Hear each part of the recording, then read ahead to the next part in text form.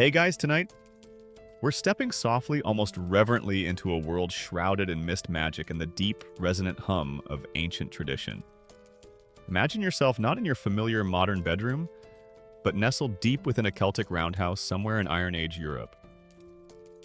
The air is thick with the scent of wood smoke from a central hearth, the earthy aroma of daub walls, and perhaps the faintest, almost imperceptible fragrance of wild herbs gathered from the surrounding forests. Tonight, we're listening for whispered names exploring the peculiar, often enchanting ancient Celtic rituals for welcoming newborns into a world that was both beautiful and fraught with peril. Now, picture this: you're trying to successfully navigate the complexities of childbirth in a dimly lit, peat-smoked Iron Age dwelling, without the comforting presence of modern medicine, perhaps with well-meaning relatives offering you moss-based poultices and enthusiastically chanting to ward off any passing and potentially rather mischievous fairies who might have taken an undue interest in your impending arrival. Your chances of a calm textbook delivery, as precisely outlined in your 21st century parenting app, would be, let's just say, charmingly unpredictable and probably involve a great deal more peat smoke and slightly less mood lighting than you're currently accustomed to. So, before you get comfortable, take a moment to like the video and subscribe, but only if you genuinely enjoy what I do here. And as always, I'd love to hear where you're joining me from on this misty journey tonight, and what time it is in your part of the world. Pop it in the comments below. Now, dim the lights, maybe turn on a fan for that soft background hum, and let's ease into tonight's journey together. You find yourself Egeria in the lands of the ancient Celts, a diverse tapestry of tribes and peoples who flourished across much of Europe, from the misty islands of Britain and Ireland to the forests of Gaul and the highlands of Anatolia, for centuries before and during the rise of Rome. We're focusing primarily on the Iron Age, that period, just before the Roman conquest began to irrevocably alter their world, though many of these deep-rooted customs would have persisted long after. The landscape around you is often wild, a patchwork of dense ancient forests where sunlight dapples the mossy ground, rolling hills crowned with formidable earthwork, hill forts, small scattered farming settlements nestled in river valleys, and perhaps misty, peat-rich boglands that seem to whisper secrets of the other world. It's a world where nature is not just a backdrop. It's a living, breathing entity imbued with spirits, deities, and unseen powers. Your destination is a Celtic roundhouse, the typical dwelling for many families. Imagine stepping inside your eyes, adjusting to the dim interior. It's a circular structure, perhaps 30 or 40 feet across its walls, made of sturdy timber posts interwoven with flexible branches, wattle, and then thickly plastered with a mixture of clay dung and straw daub to keep out the wind and rain. The roof is a masterpiece of conical thatch rising to a central point where a smoke hole allows some, but by no means all, of the smoke from the ever-present central hearth to escape. You step into this roundhouse. It's cozy and it permanently smells of fragrant wood smoke, drying herbs, and possibly a lingering hint of last week's very hearty boar stew kind of way. The lighting is what you might call moody pre-electricity chic, provided mostly by that central fire which is doing its valiant best to simultaneously cook dinner, provide warmth, and generously smoke out both any lurking evil spirits and your immediate ability to breathe without engaging in a series of small, polite coughs. Within this dwelling, or perhaps in a specially constructed, more secluded birthing hut, nearby a momentous event is unfolding or has just occurred: the arrival of a newborn child. A mainstream historical fact is that, for the ancient Celts, as for all pre-modern societies, childbirth was a significant and often highly dangerous event, fraught with peril for both mother and infant. Infant and maternal mortality rates were tragically high. Every successful birth, therefore, was not just a private family joy, but a triumph, a crucial victory against the ever-present specter of loss, a cause for communal relief and celebration. But the perils were not just physical. The ancient Celts, you see, lived in a world profoundly imbued with the supernatural. They believed in an other world, a realm existing parallel to their own, populated by a dazzling and sometimes rather alarming array of beings.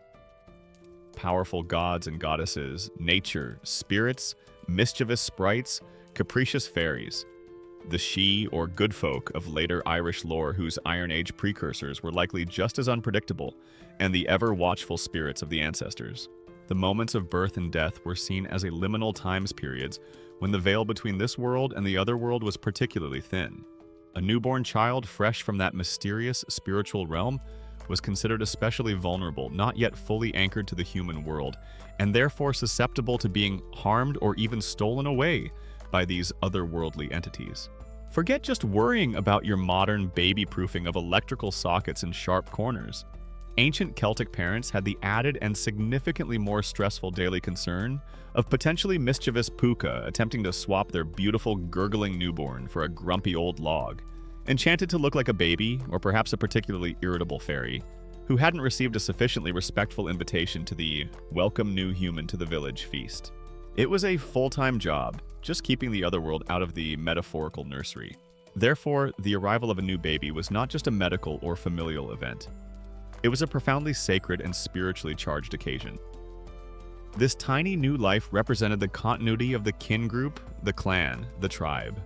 In a society where tribal strength often depended on numbers, each healthy newborn was a precious asset, a future warrior, a future mother, a future contributor to the community's prosperity and survival.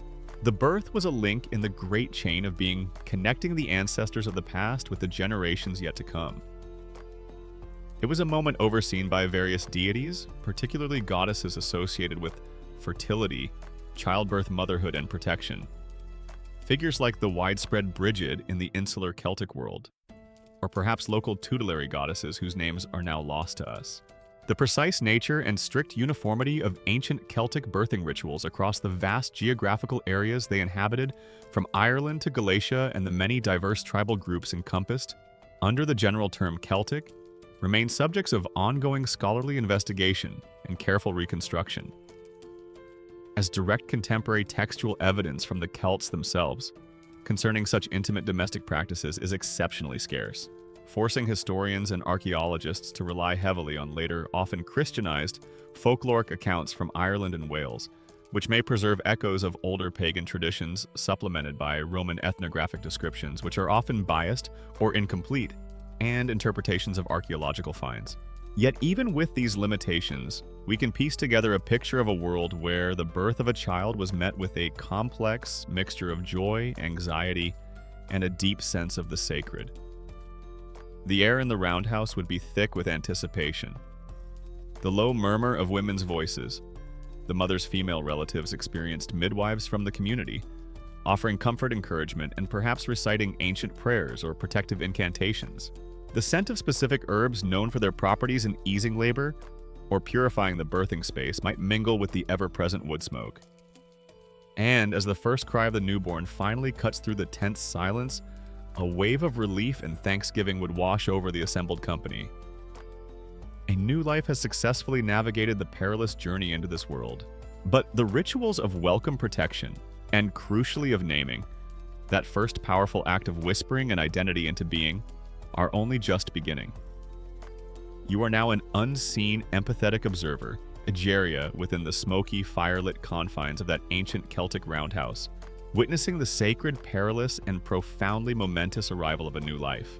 The air is thick not just with the scent of burning peat or wood, but with anticipation, with whispered prayers, and with the very palpable presence of ancient tradition. Having set the scene, let us now turn our focus to the central figure in this timeless drama, the mother herself enduring the mother's trial, her experience shaped by the birthing ways of her Celtic people in this Iron Age world. A mainstream historical fact is that in most ancient societies, including the diverse Celtic world, childbirth was overwhelmingly a woman-centered event. It was a domain largely managed by and shared among women. Experienced midwives, knowledgeable female relatives, and supportive companions.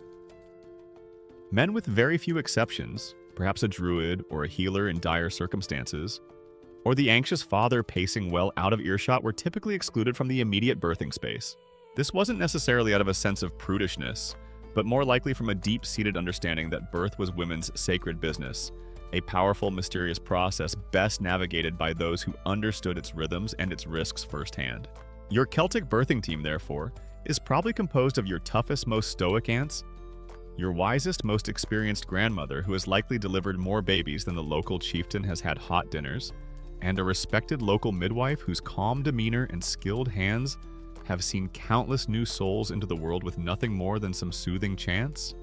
a selection of well-chosen herbs and a very determined, encouraging expression. No epidurals on offer here, I'm afraid. Just sheer human grit and possibly some surprisingly effective, if slightly scratchy, moss-based remedies. The birthing environment itself would be a far cry from a modern, sterile delivery room. You might find yourself as the laboring mother in a specially prepared, somewhat secluded area within the main roundhouse, perhaps screened off with woolen hangings for privacy and warmth. Or in some communities, there might have been a dedicated birthing hut, a temporary or semi-permanent structure set a little apart specifically for this sacred and vulnerable time. The space would be kept warm by the ever-present hearth fire, its flickering light casting dancing shadows on the wattle and daub walls. The floor might be covered with fresh straw, bracken, or animal furs for a degree of comfort and to absorb the inevitable mess. While lacking our understanding of germ theory, there would undoubtedly have been attempts at cleanliness using available resources. Fresh water, perhaps boiled, and clean linens if the household was prosperous. When it comes to the actual process of delivery, forget the image of a woman lying passively flat on her back in a bed. That particular birthing position is a relatively recent and not always physiologically optimal development in Western medical history.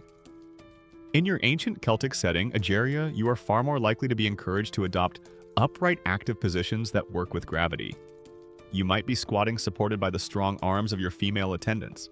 You might be kneeling, perhaps gripping a sturdy post or a rope slung from the rafters. Some archaeological and ethnographic evidence from various traditional cultures suggests the use of birthing stones, or specially constructed birthing chairs or stools designed to support the mother in an upright or semi-reclining posture.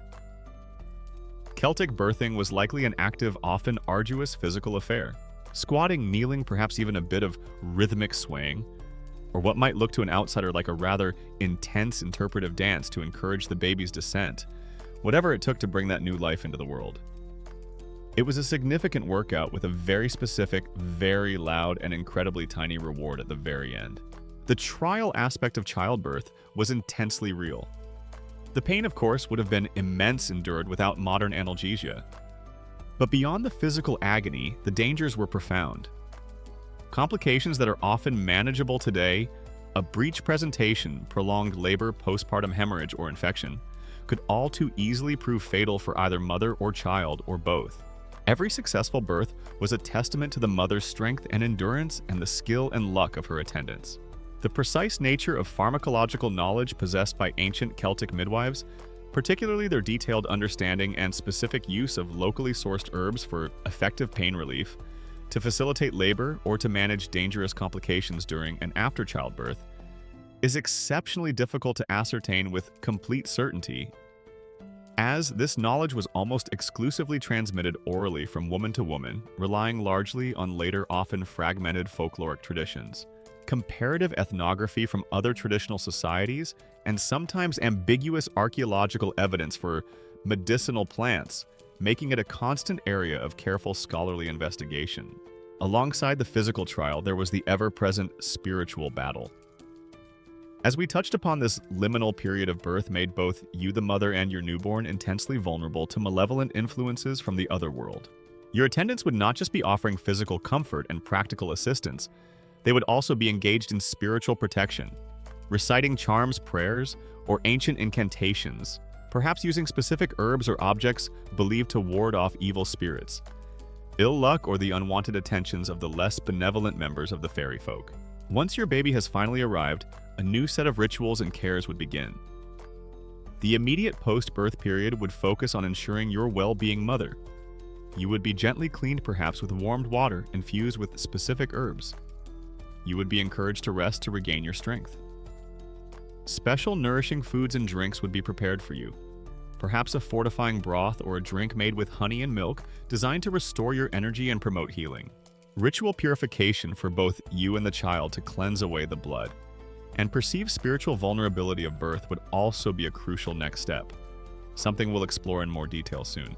The value placed on motherhood in Celtic society, as in most traditional cultures, was immense. By successfully navigating the perilous trial of childbirth and bringing a new member into the kin group, you, Egeria, have fulfilled one of your most vital roles. Your status within the family and the community is affirmed and enhanced. especially if you have born a healthy child, and particularly if that child is a son who can continue the patrilineage, inherit property, and eventually become a warrior or provider for the tribe. After successfully bringing a new little Celtic warrior, or perhaps a future skilled weaver into the world, the triumphant Celtic mother probably deserved at the very least a year's uninterrupted supply of the finest local honey mead. A very, very long nap lasting several days, and a solemn, unbreakable vow from all other household members that no one would ask her to churn, butter grind grain, or engage in any remotely strenuous activity for at least a full lunar cycle. Childbirth in this ancient world was an epic feat of courage and endurance, a true mother's trial. A quirky or fringe tidbit often associated with Celtic traditions, though its direct Iron Age attestation can be elusive, is the symbolic importance of certain plants or natural objects in the birthing process. For instance, rowan berries or branches were often considered highly protective against evil spirits, and might have been hung over the doorway of the birthing space. Specific types of moss might have been used for their absorbent or perceived healing properties. And hold stones, natural stones with a hole through them, were sometimes seen as powerful amulets believed to aid in an easy delivery, if the laboring woman looked through the hole held it or had it placed upon her body. These practices speak to a deep connection with the natural world and a belief in its inherent magical and protective qualities. Your birthing room Ageria is not just a physical space, it's a carefully curated environment of practical support, spiritual protection, and ancient woman-centered wisdom. The mother's trial is over, Ageria. Within the smoky warmth of the Celtic roundhouse, or perhaps an especially consecrated birthing hut, a new life has against considerable odds successfully made its perilous journey into the world. The cries of the newborn, sharp and vital, cut through the lingering scent of herbs and wood smoke, a sound that brings both immense relief and a fresh wave of profound, almost instinctual anxiety. For in the worldview of the ancient Celts, the physical dangers of birth, though significant, were only one part of the challenge. Now began a period of intense spiritual vulnerability for this tiny new arrival. Your brand new Celtic baby isn't just a cute, gurgling, slightly damp bundle of joy. In the eyes of your community, it's a liminal being, a threshold creature, precariously balanced between this world and the mysterious, often dangerous, other world from which it has so recently emerged. A mainstream historical fact is that in many ancient cultures, including the diverse Celtic societies of Iron Age Europe, infants were considered to be in a highly vulnerable and transitional state, not yet fully integrated into the human community or the protective sphere of their kin group, and therefore particularly susceptible to malevolent supernatural forces, ill luck, or the unwanted attentions of non-human entities. This belief underpinned a wide array of protective rituals and deeply ingrained customs surrounding early infancy. The baby, in essence, hadn't quite unpacked its bags from its previous otherworldly existence and was still getting a rather strong signal from the spiritual Wi-Fi of the great beyond, making it an easy target for supernatural interference. Imagine yourself, Ageria, as a new Celtic mother, or a close female relative gazing down at this tiny, fragile being. The joy is immense, of course, but it's tempered by a deep-seated awareness of the unseen perils that lurk just beyond the firelight. The Celts believed in a vibrant, often intrusive otherworld, a realm populated by a bewildering array of spirits, powerful nature, deities, mischievous sprites, territorial, ancestral ghosts, and perhaps most famously the Shida, or good folk, the fairies of later Irish and Scottish folklore whose Iron Age precursors were likely viewed with a similar mixture of respect, fear, and a strong desire to keep them at a very safe distance, especially where newborns were concerned. These beings were not necessarily always malevolent in the way a Christian devil might be, but they were capricious, easily offended, and possessed powers beyond human comprehension. And newborn infants, still trailing clouds of otherworldly glory, so to speak, were thought to be particularly attractive to them. One of the most persistent and widespread fears was that of the changeling. A quirky or fringe tidbit, though one with deep roots in Celtic and wider European folklore, is the profound belief in changelings. The terrifying idea that fairies or other supernatural beings might steal away a healthy human baby and leave in its place one of their own sickly, ill-tempered, or strangely wizened offspring, or sometimes even an enchanted piece of wood or a bundle of rags made to look like an infant. If your Celtic baby was unusually colicky, refused to thrive, had an unnervingly knowing look in its eye, or perhaps possessed a suspicious fondness for demanding tiny flagons of strong mead and complaining loudly about the substandard quality of the local bardic recitations, you didn't just immediately assume it was a touch of gas or a difficult personality. Oh no. The chilling thought would arise, have the good folk been here? Is this even my child, or is it some grumpy old fairy in a surprisingly convincing baby suit, probably already plotting to rearrange the household deities and teach the chickens to sing mildly seditious battle hymns? There were, of course, numerous folk rituals and tests designed to try and ascertain if a baby was a changeling, and if so, to either drive it away or coax the return of the true human child. Rituals often involving fire iron or specific herbs, all things believed to be anathema to otherworldly beings. Beyond the dramatic fear of changelings, the newborn was also considered vulnerable to the evil eye. The notion that a glance from an envious or malevolent person could inflict harm, illness, or bad luck upon the child. Accidental curses or the ill wishes of someone slighted by the family could also target this most fragile member of the household. Even the spirits of unappeased ancestors or restless ghosts might seek to trouble the infant. This pervasive sense of spiritual peril was undoubtedly compounded by the harsh realities of high infant mortality rates. In a world without antibiotics, vaccinations, or a scientific understanding of disease transmission, any sudden illness, any fretful crying jag, any failure to thrive could easily be attributed to these unseen malevolent forces. The precise nature and full extent of ancient Celtic beliefs regarding the journey of the soul before birth and its gradual ritually assisted anchoring into the world of the living after birth are subjects of ongoing scholarly reconstruction.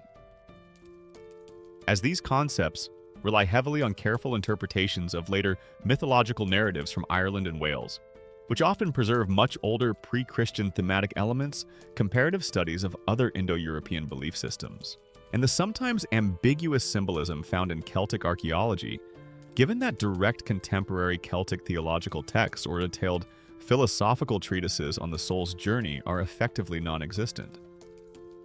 What is clear, however, is that this transitional period for the newborn was seen as critically dangerous. The very thresholds of the roundhouse, the doorway, the smoke hole in the roof, even perhaps a window opening, were considered particularly vulnerable points, liminal spaces, where the boundaries between this world and the other world were thin and easily crossed by uninvited supernatural guests.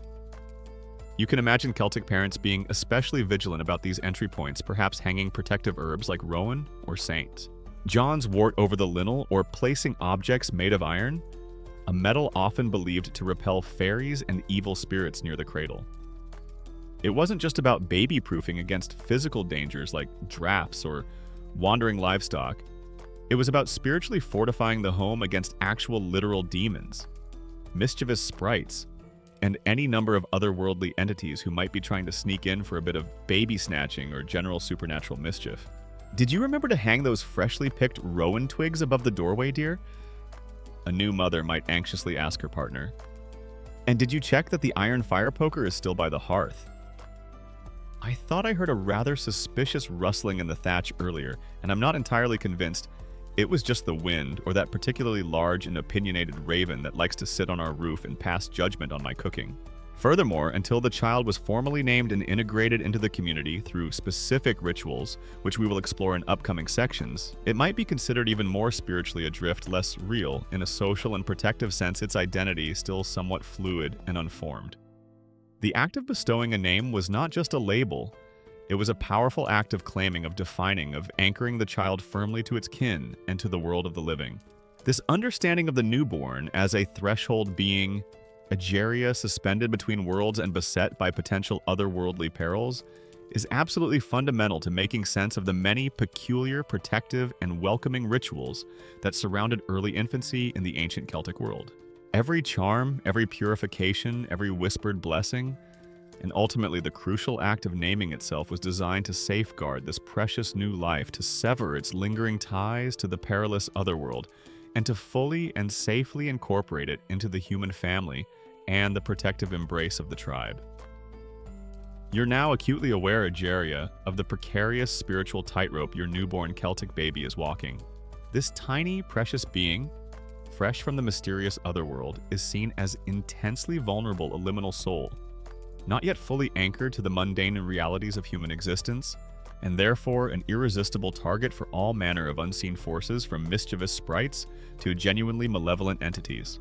The joy of birth in your Iron Age roundhouse is thus immediately followed by a period of heightened vigilance, and crucially by a series of ancient powerful purification rituals designed to cleanse, protect, and formally welcome both mother and child into the safe embrace of the community. It's like the ancient Celtic version of a very intense, spiritually supercharged, deep clean and security systems check all rolled into one. The precise details and exact regional variations of ancient Celtic purification rituals surrounding childbirth and early infancy are not, unfortunately, extensively documented in contemporary written sources from the Celts themselves, as their deepest religious and customary knowledge was often transmitted orally by druids and elders, forcing modern archaeologists and historians to carefully reconstruct these practices from often indirect evidence. This includes later folkloric parallels from Ireland, Scotland, Wales, and Brittany, which may preserve echoes of much older pagan traditions, comparative ethnography from other traditional societies, and the symbolic interpretation of archaeological finds from a Celtic domestic or potentially ritual contexts. However, despite the mists of time, we can discern a strong emphasis on the cleansing and protective power of three fundamental elements: water, fire, and sacred smoke. Let's start with water. The newborn's first bath. Egeria would be far more than a simple hygienic wash. Water, especially water from sacred springs, holy wells, or fast-flowing rivers, was considered by the Celts to be a powerful purifying agent, capable of washing away not just physical grime, but also spiritual contamination or any lingering unwelcome influences from the other world. Your Celtic baby's first bath isn't just a quick dip with some gentle hypoallergenic, organically sourced moss-based soap. Oh no, it's a full-on spiritually significant spa day, likely involving specially collected water, perhaps warmed over the sacred hearth fire and possibly infused with specific protective herbs known for their cleansing properties.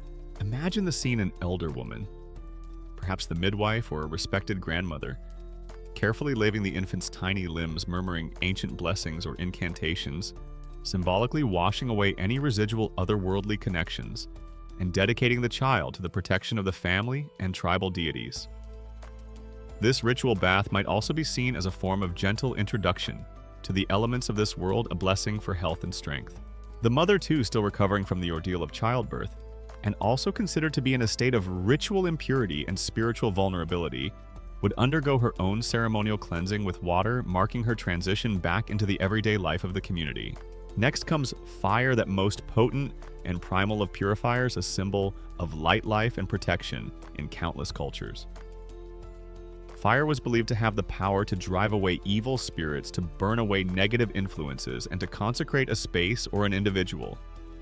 For a newborn, this might involve a ritual where the baby, held securely, is carefully and symbolically passed over or near a specially kindled flame, or perhaps near the sacred central hearth of the roundhouse. Now, before your modern sensibilities rightly recoil in horror, this wasn't about actually barbecuing the baby, Egeria. It was a highly symbolic act performed with utmost care. Think less medieval rotisserie chicken and more gently smoke curing the precious infant to ensure all lurking evil spirits are thoroughly deterred, and the child achieves a lovely, protective, and slightly peaty aroma. Health and safety standards in the Iron Age were, shall we say, somewhat more robustly interpreted and less litigious. The central hearth fire itself was often seen as the sacred heart of the home, a direct link to ancestral spirits and protective household deities.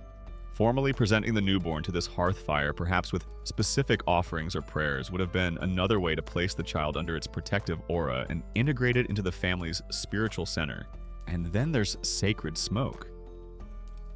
The Celts, like many indigenous cultures, understood the power of fumigation, the burning of specific herbs, resins, or woods to create a purifying, protective, or spiritually charged atmosphere. After a birth, the birthing space, the mother, and the newborn child might all be ritually cleansed with sacred smoke.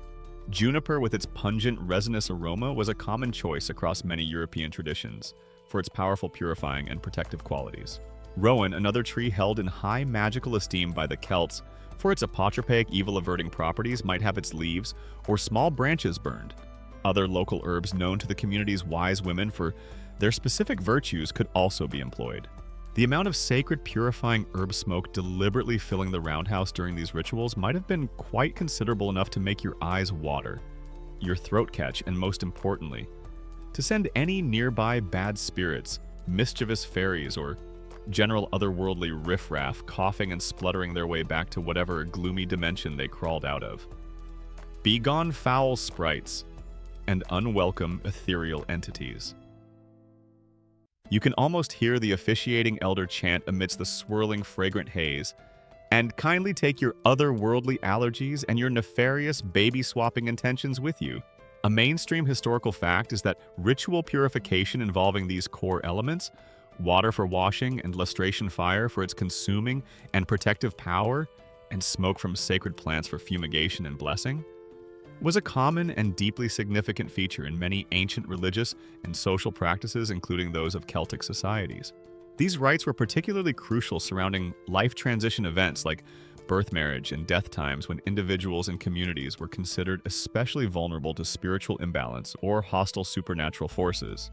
A quirky or fringe tidbit from later Celtic folklore, which may well preserve echoes of these ancient purification rites, is the meticulous attention paid to the specific incantations or charms, senechi or ortha, that would be recited during these ceremonies. These weren't just random mumblings, they were often complex poetic formulas invoking the names of protective deities, ancestral spirits, or the inherent virtues of the elements themselves. Sometimes the ritual might involve tying protective knots in cords or threads, while chanting these words, the physical act reinforcing the magical intent. The power of the spoken word, especially when combined with sacred actions and materials, was considered immense. The ultimate goal of all these cleansing rites, the lustral baths, the passing through fire or smoke, was to ensure that both you, the recovering mother, and your precious newborn child were rendered ritually clean, spiritually fortified, and safe from any lingering taint of the otherworld or the attentions of malevolent forces. Only then, once this essential spiritual groundwork had been laid, could the child be fully and safely welcomed into the human community, ready for the next crucial rite of passage, the bestowing of a name, an identity, and a place within the intricate web of Celtic kinship. The journey from the threshold of the otherworld to a secure place by the family hearth was a carefully managed, ritually intensive process. The sacred elemental forces of water, fire, and cleansing smoke have now done their vital work, Ageria. Both you, the recovering Celtic mother, and your precious newborn have been ritually purified. An essential step in washing away the spiritual vulnerabilities of childbirth and beginning the process of anchoring this new little soul firmly into the world of the living. The air in your Iron Age roundhouse, while still carrying the familiar comforting scent of wood smoke from the central hearth, perhaps now also bears the faintest trace of burnt juniper or sacred herbs, a lingering testament to these protective rites. But the care and magical safeguarding of your infant are far from over. Now come the equally important rituals of the first. Embrace the first wrappings, the first nourishment, and the subtle continuous weaving of protective enchantments around this fragile new life. One of the first things that would happen to your Celtic baby once it has been bathed and blessed is swaddling. A mainstream historical fact is that the practice of swaddling newborns, wrapping them tightly in bands of cloth, usually linen or soft wool, was incredibly common, almost universal, across many ancient and pre-modern cultures, including those of Celtic Europe. Imagine the scene: an experienced grandmother or midwife takes the infant, its tiny limbs still new to the world, and carefully, expertly binds it into a snug, secure bundle. The baby's arms might be secured by its side, its legs kept straight. To modern eyes, accustomed to images of freely kicking babies in loose onesies, this tight wrapping might look restrictive, almost confining. But for your Celtic ancestors, Ageria swaddling served multiple important purposes. It was believed to help the baby's limbs grow straight and strong. It provided warmth crucial in drafty roundhouses, especially during the colder seasons. It offered a sense of security and containment, perhaps mimicking the comforting pressure of the womb, which could help to soothe a fretful infant. And from a purely practical standpoint, a neatly swaddled baby was easier to carry, to manage, and perhaps even to keep safe from accidentally scratching itself or rolling into an unsafe position. That Celtic baby is swaddled up tighter than a particularly well-wrapped prize-winning sausage roll at the village fair. It's partly for warmth, partly to ensure its little limbs achieve optimal straightness for future spear throwing or loom working, and partly you strongly suspect to prevent it from accidentally attempting to astral project back to the other world before it's even been given a proper earthly name. Very secure, very sensible from an Iron Age perspective. Symbolically, the act of swaddling could also be seen as a further binding of the child to the human world. A physical act of containment that helped to secure its fragile spirit within its new earthly form, protecting it from those ever-present, potentially intrusive otherworldly forces we discussed. The swaddling bands themselves might even have protective symbols woven into them or have been made from cloth imbued with some specific blessing or charm. Next comes the first and most vital nourishment, mother's milk. Breastfeeding was, of course, the universal norm and absolute necessity for infant survival in the ancient world. The mother's first milk, the colostrum, though your Celtic ancestors wouldn't have known the precise immunological science behind it, would have been recognized for its supreme importance in giving the newborn strength and protection. The act of the first suckling would be a powerful moment of bonding, of life-giving connection between you, the mother, and your child. In some traditions, this first feeding might be accompanied by its own small rituals or whispered prayers, asking for the milk to flow abundantly and for the child to thrive. Wet nurses might have been employed in certain circumstances, if the mother tragically died in childbirth, if her milk failed, or perhaps in very high-status families where the mother's other duties were deemed paramount. But the ideal and by far the most common practice was for the mother to nurse her own child. Alongside these practical acts of care, a constant, subtle layer of protective magic or enchantment would surround the newborn. We've already touched upon the general warding of the birthing space, but now specific charms and amulets might be placed on or near the baby itself. The well-dressed and well-protected Celtic baby probably sported more mystical bling than a particularly flamboyant archdruid on festival day. A small sprig of rowan wood known for its potent anti-fairy properties might be tied to the cradle. A piece of iron, a small nail, a tiny ring, could be tucked into the swaddling clothes, as iron was widely believed to repel spirits and malevolent magic. Amber beads fossilized sea urchins, often called fairy loaves or shepherd's crowns in later folklore, or distinctively shaped hold stones might be hung above the cradle or worn by the child as protective amulets. Animal teeth or claws, perhaps from a powerful totem animal like a boar or a wolf, could also serve this purpose. The specific meanings and intended efficacy of various small archaeological finds that are presumed to be Celtic infant amulets or cradle charms, such as uniquely shaped pebbles, worked bone fragments, or tiny bronze trinkets, are often difficult to determine with absolute certainty, leading to ongoing scholarly discussion about distinguishing between what might have been practical decorations, simple toys, cherished folk beliefs, or parts of more formally codified ritual magic in the multi-layered protection of newborns. The cradle itself, likely a sturdy construction of wood or woven wicker, perhaps lined with soft animal furs or moss for comfort, would be the baby's immediate protective environment. Its placement within the roundhouse would be carefully considered, perhaps near the warmth and sanctity of the central hearth, but away from drafty doorways or areas considered spiritually vulnerable. Protective symbols might be carved into the cradle's frame, or specific herbs known for their warding properties might be strewn beneath it.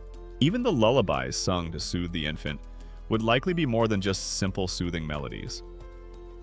Celtic lullabies, as hinted at in later surviving folk traditions, often incorporated protective verses invoking the blessings of benevolent deities or ancestral spirits, or subtly warning away any lurking, unfriendly entities. They weren't just your standard rockabye baby on the treetop. They were more like, "Sleep now, my tiny future warrior/weaver, and may the spirits of the sacred oak and the swift-flowing river guard your precious dreams, and may no grumpy, ill-intentioned puka with a penchant for baby swapping even think about crossing this threshold." Also, here are 17 verses detailing the heroic deeds of your great-great-grandfather, who once single-handedly wrestled a giant badger. Sweet dreams, little one. A quirky or fringe tidbit which resonates through later Celtic folklore and might well have ancient roots, is the idea that the first water a baby was washed in, or the very first food it tasted beyond mother's milk. Perhaps a symbolic, minuscule dab of honey butter or mead placed on its tongue for good luck. and future sweetness of speech or prosperity at a slightly later stage, often around the naming ceremony, was considered to have a powerful, almost magical, significance for its future health character or destiny. These first sensory experiences were imbued with ritual weight. Throughout these early days and weeks, your female kin, your mother, your grandmother, your aunts, your sisters, would be your constant companions and guides Ageria. They would share their accumulated wisdom on childcare assist, with the practicalities, and crucially participate in maintaining this continuous web of protective ritual and loving care around you and your vulnerable newborn, ensuring that the first embrace of this world was one of safety, nourishment, and magical vigilant safeguarding. Your precious Celtic newborn Ageria has now been through the initial crucial rites of purification. The sacred waters have washed away any lingering otherworldly residues. The protective smoke of juniper or rowan has cleansed the birthing space and fortified the infant against unseen malevolence, and the power of fire has symbolically seared away spiritual impurities. The baby, swaddled tightly and having received its first life-sustaining nourishment from its mother, is now at least partially shielded from the most immediate supernatural perils. But there is another vital step, another profound rite of passage that must be undertaken to fully anchor this new soul to the world of the living, to bestow upon it a distinct identity, and to formally incorporate it into the intricate web of kinship and community, the naming ceremony. In the ancient Celtic worldview, as in many traditional cultures across the globe, a name was far more than just a convenient label, a sequence of sounds used for identification. A name was believed to be intrinsically linked to an individual's essence, their character, their destiny, even their very soul. An unnamed child, therefore, was in a precarious state, not yet fully a person in the social or spiritual sense, still somewhat adrift in that liminal space between the otherworld and the human realm. An unnamed Celtic baby was probably seen as existing in a kind of spiritual beta mode. Undeniably cute, definitely present in a gurgling, demanding sort of way, but not yet fully installed into the societal operating system of the tribe. The naming ceremony was in essence the official welcome to the human race kid. Here's your unique identifier and your official membership card for the clan event. It was a moment of profound significance. When did this crucial ceremony take place? It wasn't necessarily immediately upon birth. A mainstream historical fact is that naming ceremonies in many ancient societies, including those with Celtic traditions, often occurred some days, weeks, or even longer after the birth. This delay might have served a practical purpose in an era of tragically high infant mortality. Families may have waited until the child had shown clear signs of viability of being strong enough to survive the perilous first few days or weeks of life before formally bestowing a name and fully investing their emotional and social capital in its future. The naming might also have been timed to coincide with specific auspicious moments, perhaps a particular phase of the moon, a seasonal festival, or even until the child reached a minor developmental milestone like taking its first steps or uttering its first recognizable sound, though that last one might be pushing it for a naming ceremony. Guga probably wouldn't cut it as a heroic Celtic name. A quirky or fringe tidbit drawn from later Irish sagas and folklore, which often preserve echoes of much older Celtic customs, is the idea that a child might not be considered to have truly arrived or be entirely safe from being snatched away by the fairies until they were formally and publicly named. The act of naming, of speaking that specific sequence of sounds with intent and communal recognition, served to fix the child to this world, to claim it definitively for the human kin group, and to place it under the protection of the family's ancestral spirits and tutelary deities. Some legendary tales even suggest a hero might not receive his true or adult name until he performed his first significant deed, though this is more the realm of heroic narrative than everyday infant naming. The precise timing and the specific ritual components of ancient Celtic naming ceremonies likely varied considerably across the different regions of the vast Celtic-speaking world, from Ireland to Gaul, from Britain to Galatia, and undoubtedly evolved over the many centuries of their pre-Christian history, with direct archaeological evidence for these intimate, often ephemeral family rituals being exceptionally rare. This forces scholars to rely heavily on later textual sources such as medieval Irish and Welsh laws, and literature careful analysis of personal names themselves, and cautious comparative deductions from other Indo-European cultures. Who had the honor and the responsibility of bestowing the name? In the predominantly patriarchal structure of Celtic society, the father often played the key role, especially for sons. By giving the child a name, he was formally acknowledging it as his own, accepting it into his lineage, and conferring upon it the rights and responsibilities associated with that kinship. The mother, however, who had carried and birthed the child, would undoubtedly have had significant influence, particularly in suggesting names or expressing preferences, especially for daughters, or if she had experienced a significant dream or omen during her pregnancy that seemed to suggest a particular name. For families of high status, or if the choice of name was considered particularly momentous or fraught with potential supernatural implications. A druid if we are in a period and region where druids still held sway. A local seer, a respected elder, or a wise woman known for her spiritual insight might have been consulted or even asked to officiate or bless the naming. Let's imagine the scene of your Celtic baby's naming day Agaria.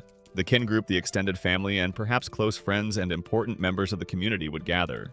The ceremony might take place within the protective confines of the roundhouse, perhaps around the sacred central hearth, or it could be held at a significant outdoor location. Beside a holy well whose waters were deemed pure and life-giving, beneath the boughs of an ancient venerated tree like an oak, or an ash sacred to the Celts, or even at an ancestral burial mound, thus linking the newborn directly to the spirits of those who came before.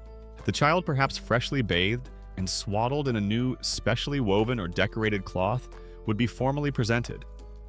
There might be offerings made, a libation of milk or ale poured onto the earth, a small portion of grain or bread given to the fire, or perhaps even a symbolic sacrifice depending on the solemnity of the occasion and the status of the family. Then would come the central act, the bestowal of the name. This might involve the father or another designated elder taking the child in their arms, looking into its eyes, and then perhaps after a moment of quiet contemplation or a whispered prayer speaking the chosen name aloud for all to hear, formally declaring the child's identity.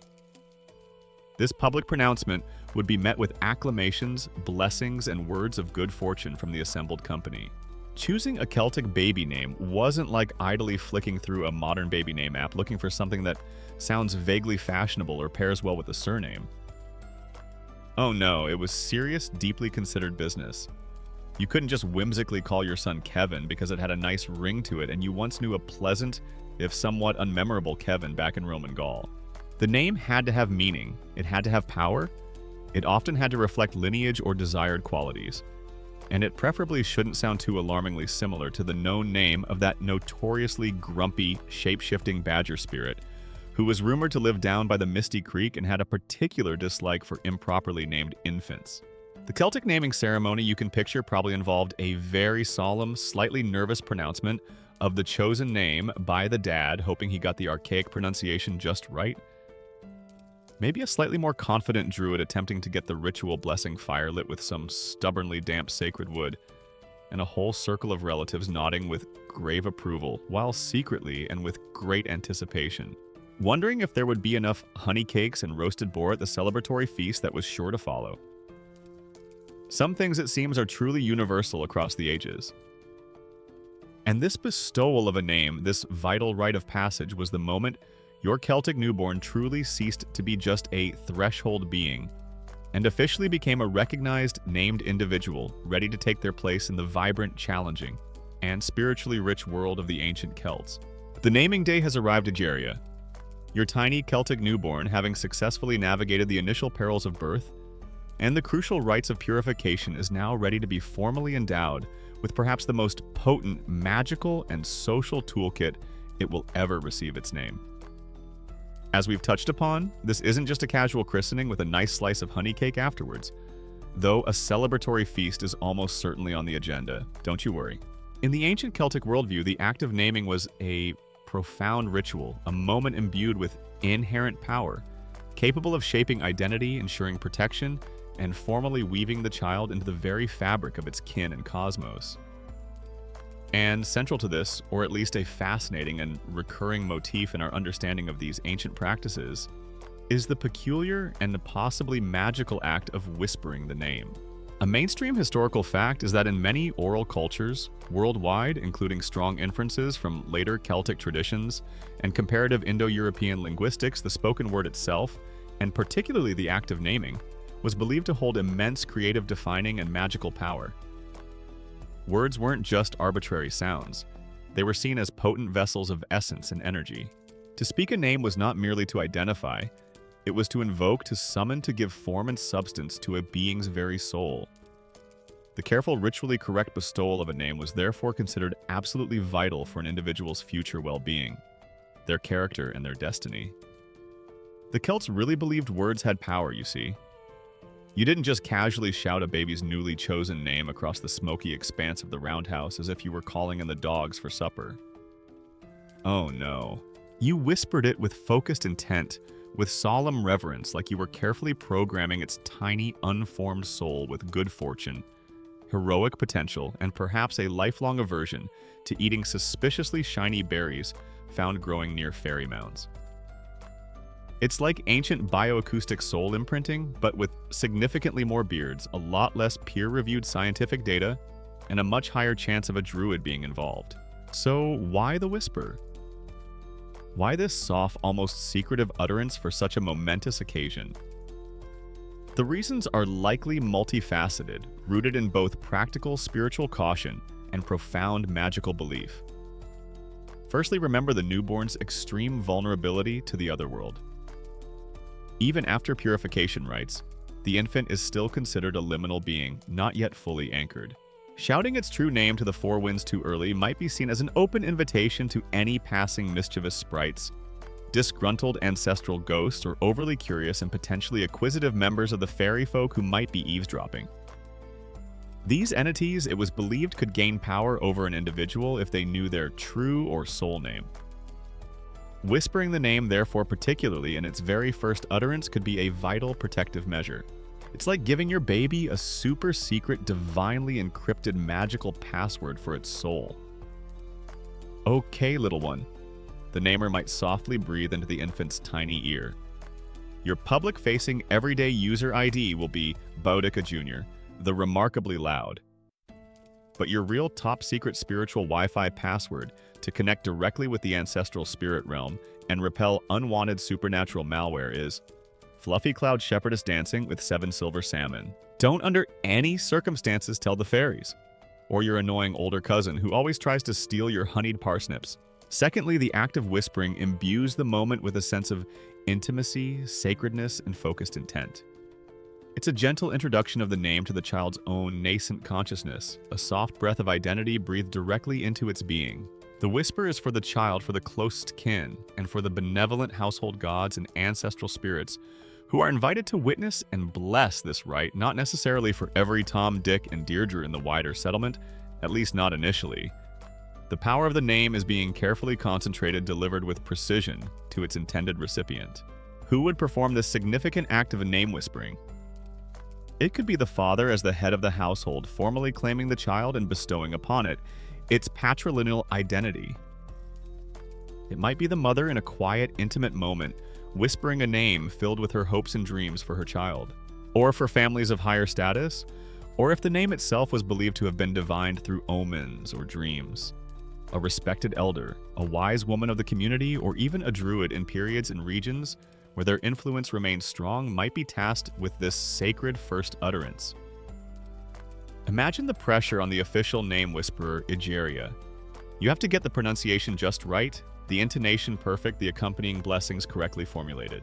You mispronounce a crucial sacred syllable or accidentally whisper the name with a hint of lingering indigestion from last night's boar stew, and instead of imbuing the child with the heroic essence of brave warrior of the mighty oak who can single-handedly wrestle badgers, the poor kid ends up with the slightly less impressive spiritual signature of slightly damp and chronically ineffectual moss, growing on a moderately sized rock. People details were paramount. The whispering might occur at a specific point within the larger naming ceremony.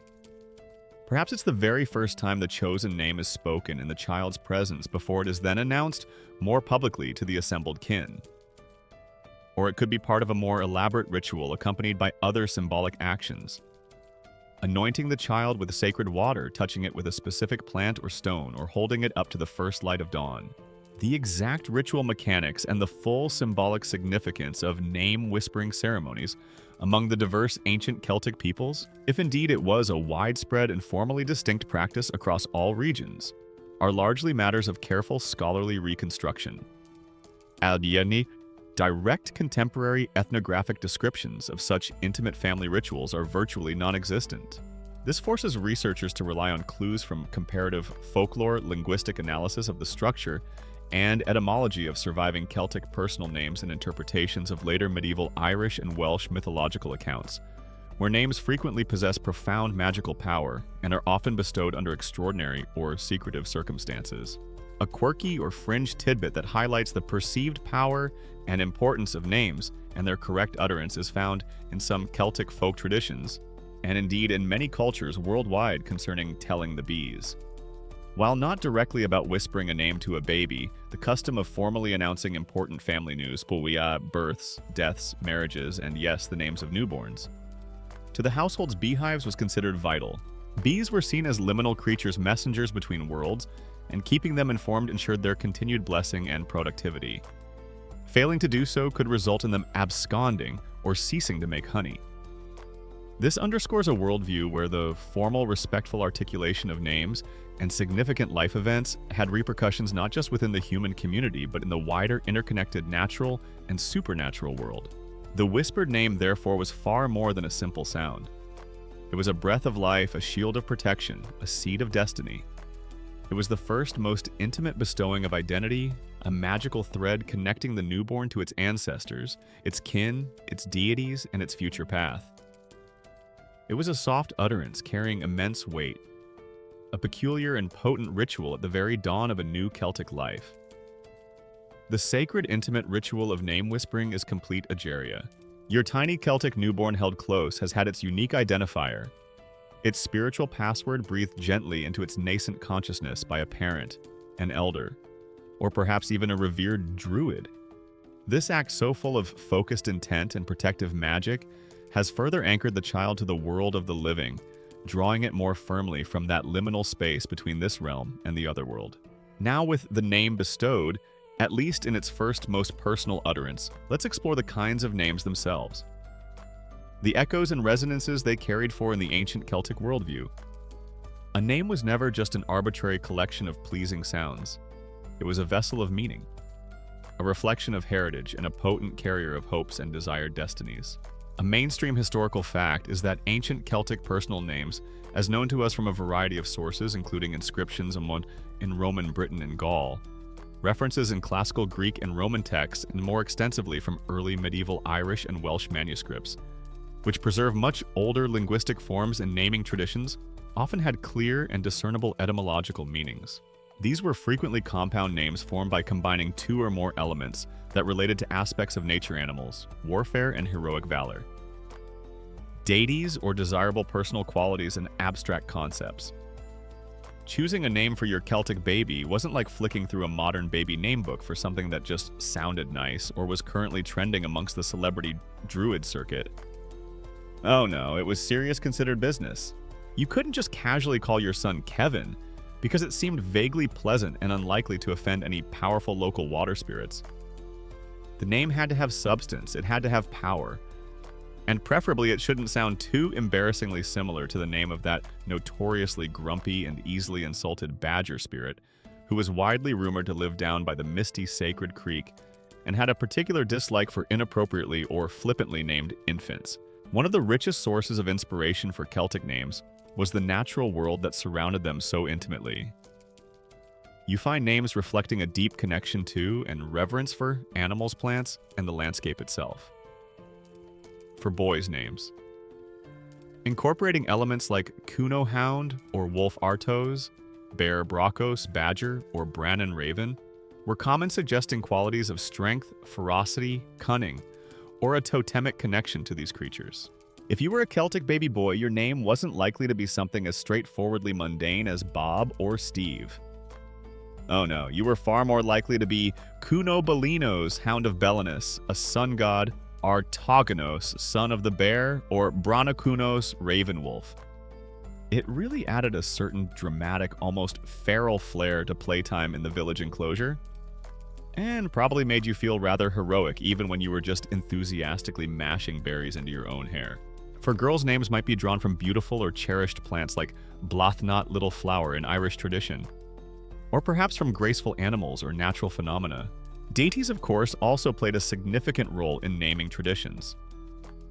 Theophoric names, those which incorporate the name of a god or goddess, were a way of placing the child under the special protection of that deity, or expressing a parental wish that the child might embody some of the god's positive attributes. You might find names linked to Lugh, the many-skilled god of light and craftsmanship, Brigid, the beloved goddess of poetry, smithcraft, and healing, Epona, the horse goddess revered in Gaul and Britain, or various tribal and tutelary deities whose names now only survive as fragments in inscriptions or place names. To name your child after a powerful god was like taking out a kind of spiritual insurance policy, hoping for a bit of divine favor and a celestial helping hand in the rough and tumble of Iron Age life. Given the often martial nature of Celtic society, especially as depicted by their Roman contemporaries, and reflected in their heroic literature, names signifying valor, strength, and success in battle were particularly popular for boys. You find elements like Katu Battle Rig's king, or ruler Valo's prince, or leader Nerto's strength, or words for spear shield or warrior. Naming your tiny, gurgling, and currently rather helpless infant something along the lines of Catrix Battle King or Nerdamaros, great in strength, might seem a tad ambitious while he's still primarily focused on mastering basic head control and the complex art of not accidentally poking himself in the eye. But hey, in the Celtic world, you had to manifest that heroic destiny early, right? It was all about aspirational nomenclature. For girls, names often emphasized desirable qualities such as beauty, fairness, brightness, or perhaps virtues like wisdom or gentleness. Elements like Vindo White Fair, blessed booty victory.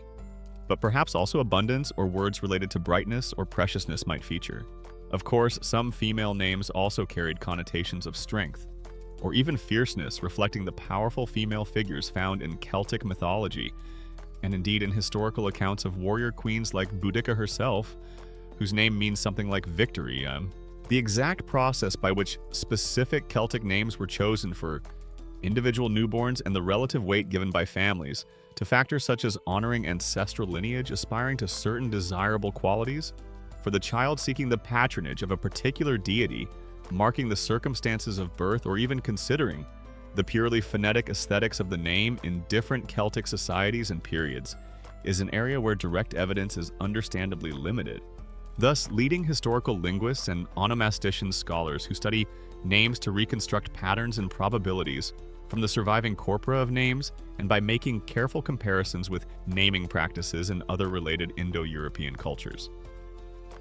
It was likely a complex decision involving family deliberation, perhaps consultation with elders or religious figures if the family was important or the circumstances of the birth unusual. Dreams or omens experienced by the parents around the time of conception or birth might also have been seen as divinely inspired suggestions for a suitable name.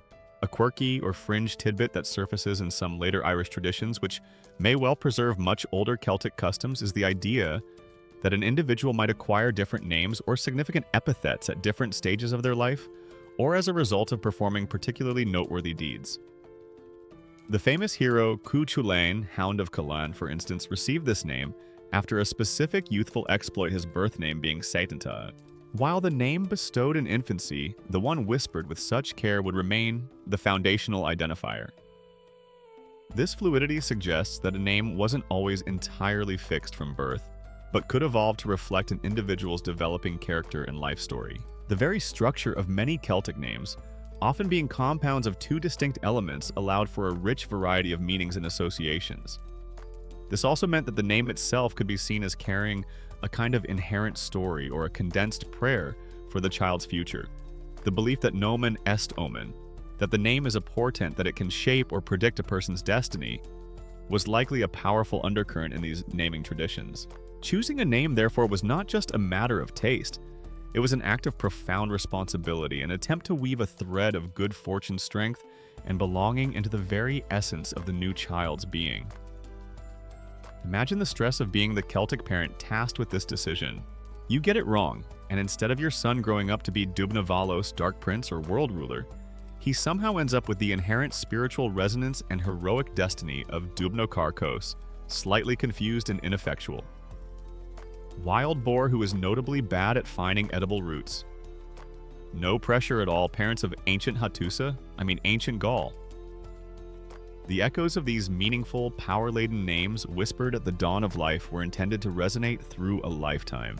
The echoes of your Celtic baby's newly bestowed name, Egeria, still linger in the smoky air of the roundhouse, a name carefully chosen for its auspicious meaning, its connection to revered ancestors, or its evocation of desired qualities like strength, beauty, or divine favor. You've seen how this name was likely whispered with solemn intent, a magical breath of identity into a new soul. But what if that first ritually spoken name, the one perhaps announced to the assembled kin during the naming day feast, was not the only name your Celtic infant possessed?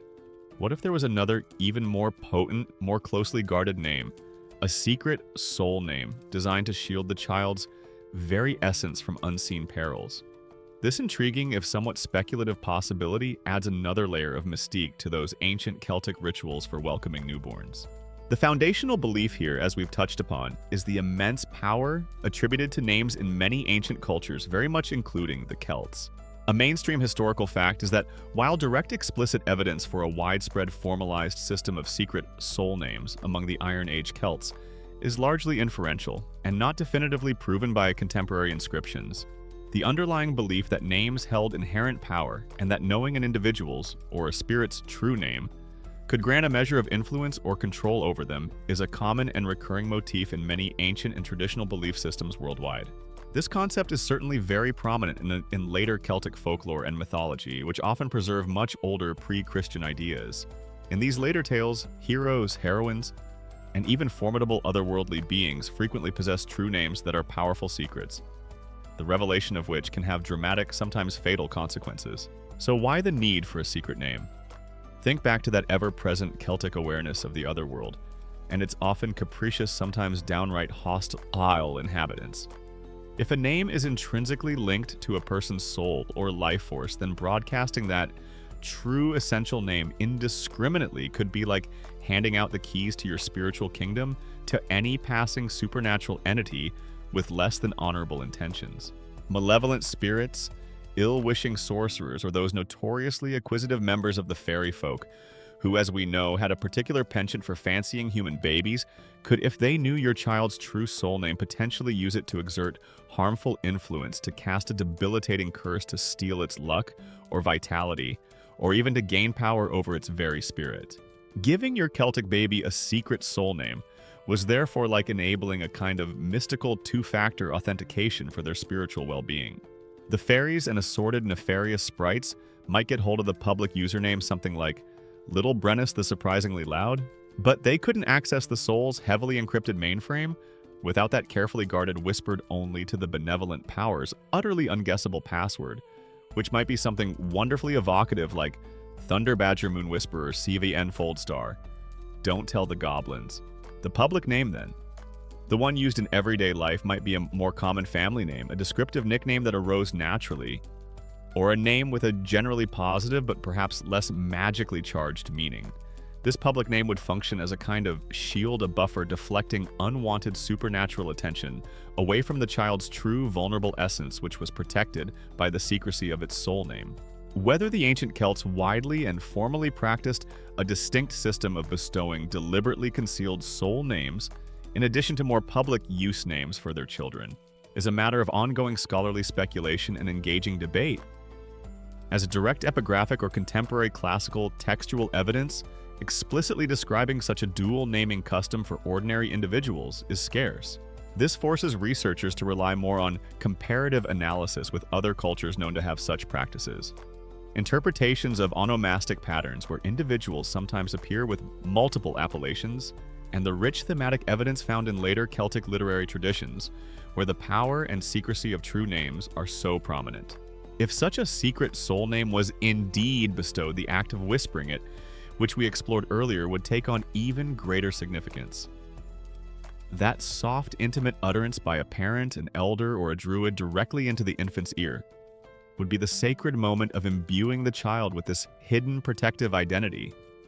known perhaps only to a very select few, and to the benevolent guardian spirits or ancestral protectors invoked during the ritual. The druid, after much solemn chanting, some intense soul-searching, staring at a particularly gnarly oak leaf, and perhaps a brief private consultation with a passing cloud formation that looked vaguely like a divine badger, might lean down and whisper the baby's true cosmic soul name. It's so secret, so mystically potent that even the baby isn't entirely sure what it is yet, but its soul apparently gets the memo. Your destiny is mumble mumble, sacred syllable mumble, thunderstone mumble. Got it? Excellent. Now let's all get to the honey cakes before the spirits of the local bog decide they want to share. A quirky or fringe tidbit that resonates with this idea of hidden spiritual identity comes from some shamanistic traditions found in various parts of the world traditions, which, it's worth noting, sometimes share intriguing thematic parallels with aspects of reconstructed druidism. In these practices, a shaman might undertake a dangerous spiritual journey into the otherworld specifically to discover or retrieve a child's true soul name. This name, revealed by spirits, totem animals, or the very landscape itself, would then be considered a vital part of the child's spiritual armor, a sacred connection to their unique destiny and their guardian powers to be used only in the most important rituals or in times of great need. While we have no direct proof, the Celts did exactly this. The underlying principle of a specially sought, spiritually potent, and carefully guarded name aligns well with their known worldview. This practice, if it existed, of having a secret soul name, might also explain why some figures in Celtic myths and legends appear to have multiple names, or acquire new names at significant turning points in their lives, such as initiation or the performance of a great deed. The public name might change with their status or achievements, but the soul name, the anchor of their true being, would remain constant, a hidden source of power and identity. Imagine the profound awkwardness, though. If you somehow forgot your own secret soul name, you're trying to have a deep and meaningful communion with your ancestral spirits, perhaps seeking guidance on whether to plant oats or barley this season, and they're just giving you the celestial equivalent of a 400 of 4 soul not found error message. Access denied, incorrect soul password provided. Are you quite sure your great Aunt Morwenna's divinely appointed mystical spiritual successor? And not just some random turnip enthusiast who wandered into the sacred grove by mistake and is now trying to guess the Wi-Fi password. The concept of a guarded, powerful true name underscores the Celts' deep understanding of the magical potency of language and the vulnerability of the individual soul, especially in its earliest, most formative stages. It adds another layer to the peculiar and meticulous rituals surrounding the welcoming of newborns, suggesting a profound desire not just to integrate the child into the human community, but also to weave a strong, almost invisible shield of magical protection around its very essence, safeguarding it for the long and often perilous journey of life in that ancient, spirit-haunted Celtic world. Your Celtic newborn. Egeria has now received its name, perhaps even a secret soul name whispered with sacred intent, a potent charm of identity woven into the very fabric of its being. The child is purified, swaddled, nourished, and formally acknowledged. But in a world so alive with unseen forces, so attuned to the subtle messages of the cosmos, the ancient Celts were not content to simply welcome a new life. They also yearned for glimpses into its future, for signs and portents that might illuminate the path this tiny new traveler was destined to walk. Thus, the period surrounding the birth and naming of your infant would likely have been a time of keen observation, a search for omens in the sky on the earth and in the very behavior of the child itself. A mainstream historical fact is that divination and the meticulous interpretation of omens derived from a wide array of natural phenomena. Animal behavior, dreams, and ritual practices were deeply significant aspects of ancient Celtic religious belief and daily life. Specialized ritual experts such as the druids in regions and periods where they held sway, or local seers and wise women, were often tasked with discerning the will of the gods, predicting future events, or understanding the hidden significance of unusual occurrences. The birth of a child, a momentous event in itself, would undoubtedly have been a prime occasion for such divinatory scrutiny. Imagine yourself Egeria in the days immediately following your baby's arrival, or perhaps during the naming ceremony itself. Every unusual event, every subtle shift in the natural world around your roundhouse might be imbued with potential meaning. Did a fierce thunderstorm rage on the night of the birth, or was the sky filled with an unusual profusion of stars?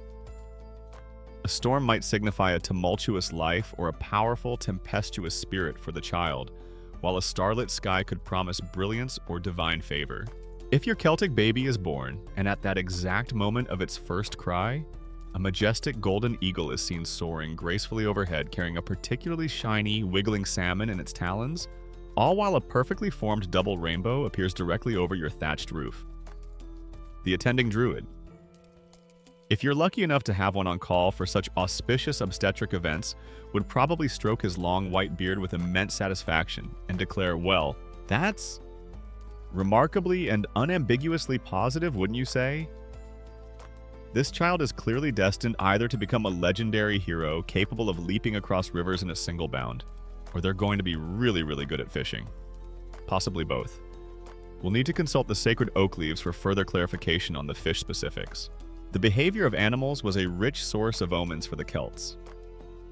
The sudden appearance of a specific bird, perhaps a raven often associated with prophecy and otherworldly knowledge, a wren a sacred bird in many Celtic traditions, or an eagle, near the home at the time of birth or naming would be carefully noted. The direction of its flight, its cries, its actions, all could be parsed for meaning. Did a normally shy deer approach the settlement? Did the household dogs behave in an unusual manner? These were not mere coincidences, but potential messages from the gods or the spirit world. Even within the household, any out-of-the-ordinary event could be seen as an omen. Did the hearth fire suddenly flare up brightly or die down unexpectedly during the naming? Did an object fall without apparent cause? Did the newborn itself do something remarkable? Perhaps smile at a particular moment? Or grasp a specific object offered to it? Any weird thing the baby did in those first few days was prime material for prophetic interpretation. Oh, look. He sneezed 3 times in a row while facing directly towards the east.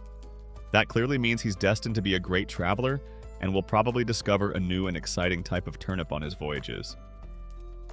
Or, she gripped my finger with a surprisingly strong and rather vice-like grip for a 3-day-old.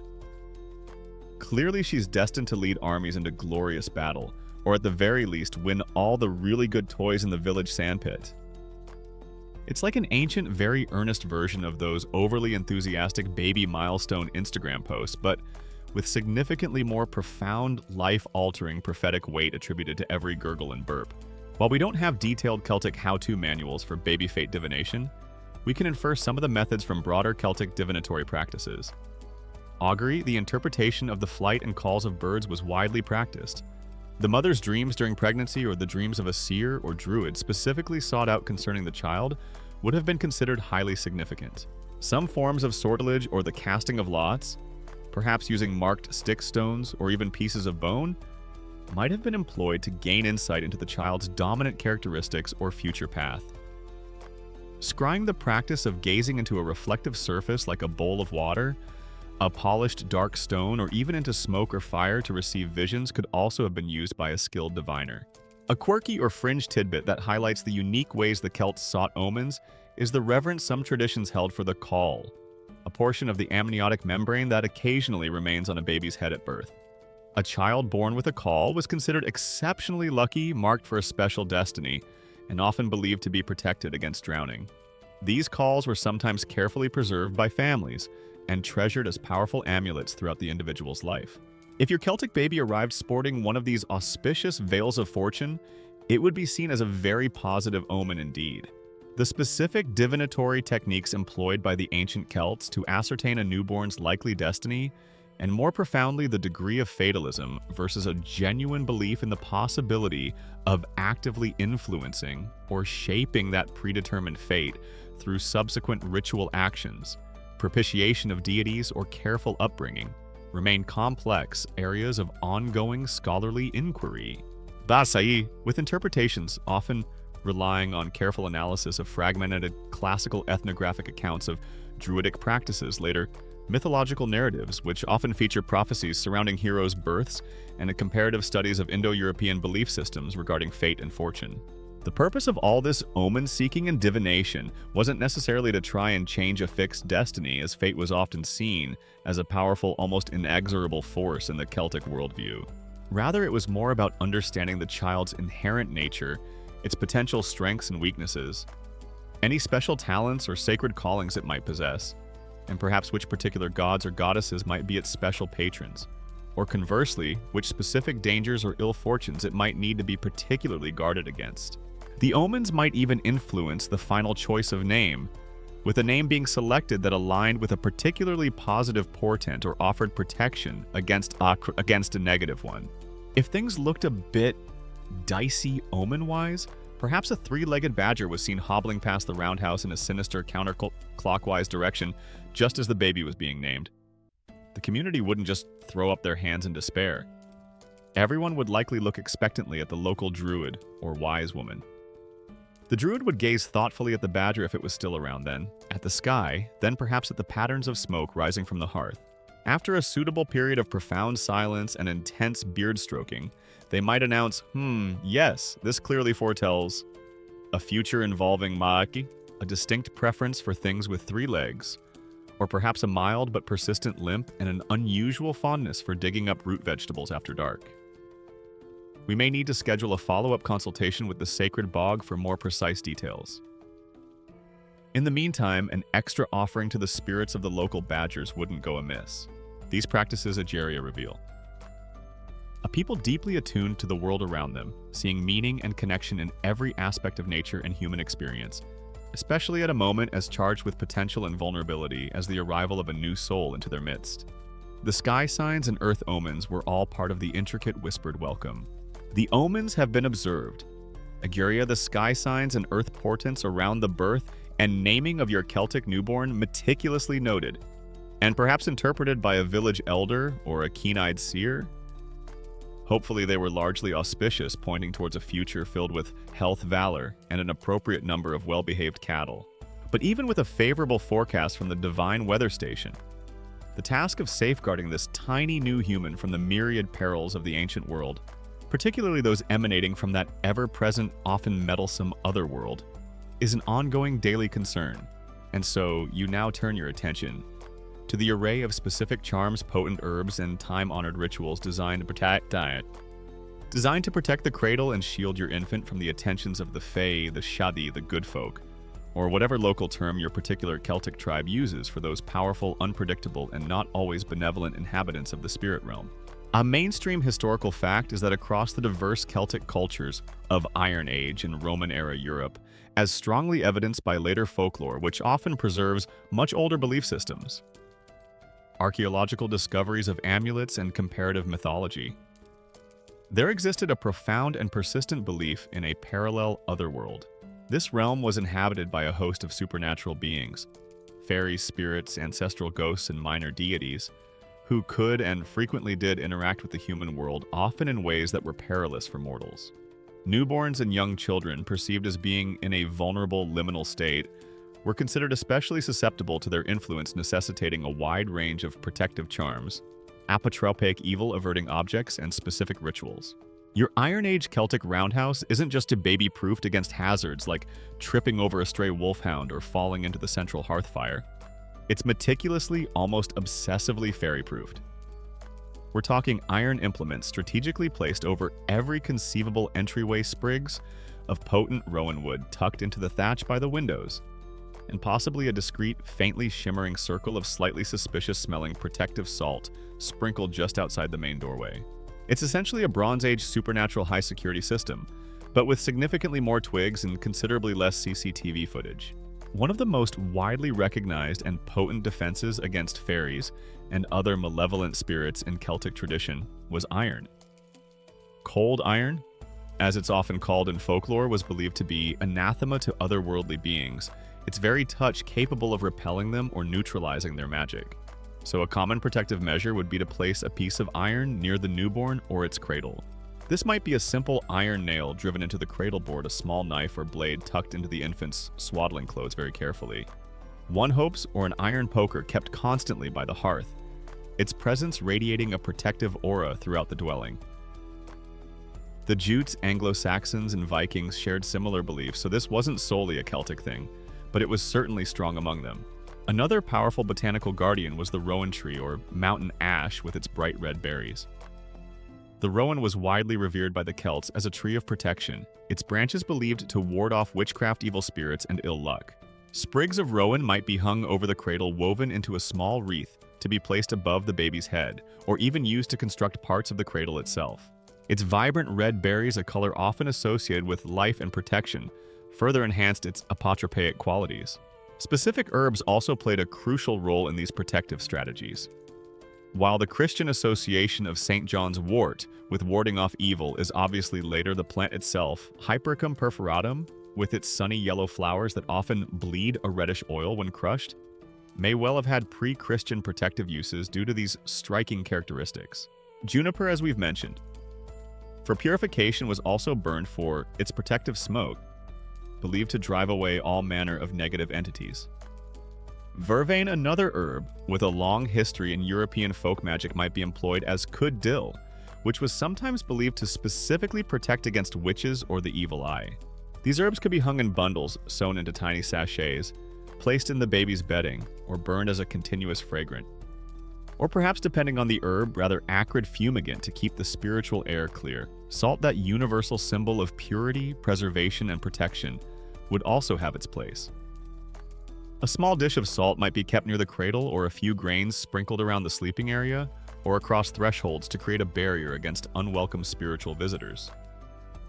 Hold stones, or hag stones, natural stones with a hole worn through them by water or other natural processes, were highly prized amulets.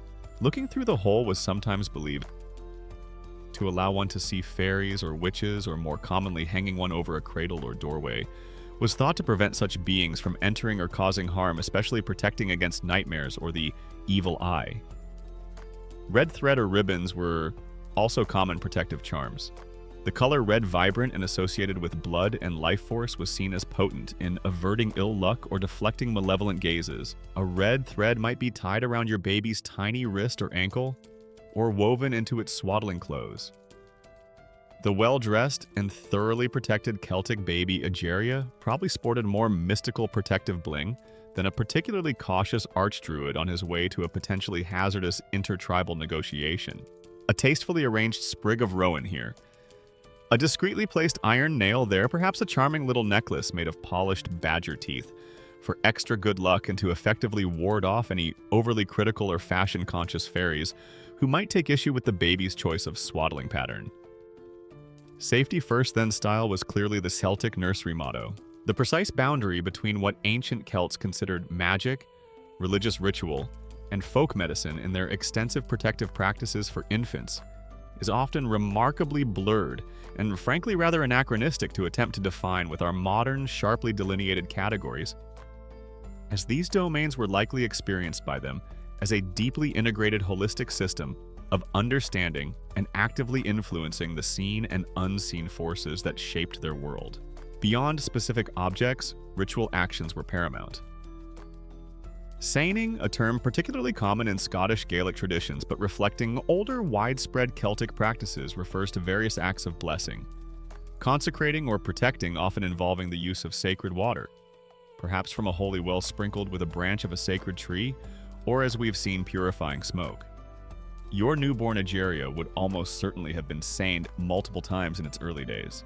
Keeping the central hearth fire burning brightly, especially at night, was not just for warmth. It was a constant vigil against the forces of darkness, both literal and metaphorical. And as we've touched upon, there would be specific spoken charms, lullabies that were also protective incantations, and quiet prayers to ancestral spirits or guardian deities, all woven into the daily care of the infant. A particularly quirky or fringe tidbit found in some later Celtic folkloric accounts is the rather endearing practice of placing a piece of the father's clothing, perhaps his worn tunic, or even more specifically and somewhat comically to our ears, a pair of his trousers, over the cradle or near the baby. This was believed to offer strong paternal protection against fairies, either by asserting the father's claim over the child, or perhaps by subtly tricking the fairies into thinking the infant was older, less desirable to steal, or already too closely guarded by a vigilant male presence.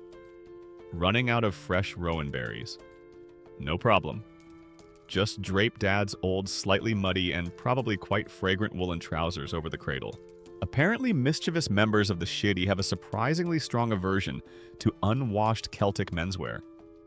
Who knew it's the ultimate low-tech, high-aroma spiritual deterrent? All these measures Ageria, the iron, the rowan, the herbs, the salt, the seining, the watchful fire, even Dad's trousers, were part of a comprehensive multi-layered strategy of defense. They speak of a world where the veil between realities was thin, and where the protection of its newest, most vulnerable members was a constant, sacred duty undertaken with a rich combination of practical care, deep-seated belief, and a fascinating array of peculiar, magically charged rituals. Section 12. Your tiny Celtic newborn Ageria is now purified, swaddled, and nourished, named perhaps both publicly and secretly, and surrounded by a veritable fortress of protective charms and vigilant parental care. The immediate acute spiritual dangers of that liminal threshold between the otherworld and this earthly realm have been navigated with all the ritualistic know-how your Iron Age community can muster. But the process of fully welcoming this new life isn't solely about safeguarding it from unseen malevolence. It's also about formally integrating it into the very human, very tangible, and absolutely vital network of its kin. The child must not just be a member of its immediate household. It must be recognized and embraced by the wider clan, the tribe, the people who will form its social universe. A mainstream historical fact is that kinship was the absolute cornerstone of ancient Celtic social structure across Europe. An individual's identity, their legal status, their rights to land and resources, their obligations, their very security were all profoundly defined by their membership in a kin group, known by terms like the fine in early Irish law or the cradle in Welsh tradition. This wasn't just about a nuclear family. It was a much broader network of grandparents, uncles, aunts, cousins, often to quite distant degrees, all bound by ties of blood, real or perceived, and by mutual responsibilities. Loyalty to one's kin was paramount, and the kin group as a whole shared responsibility for its members.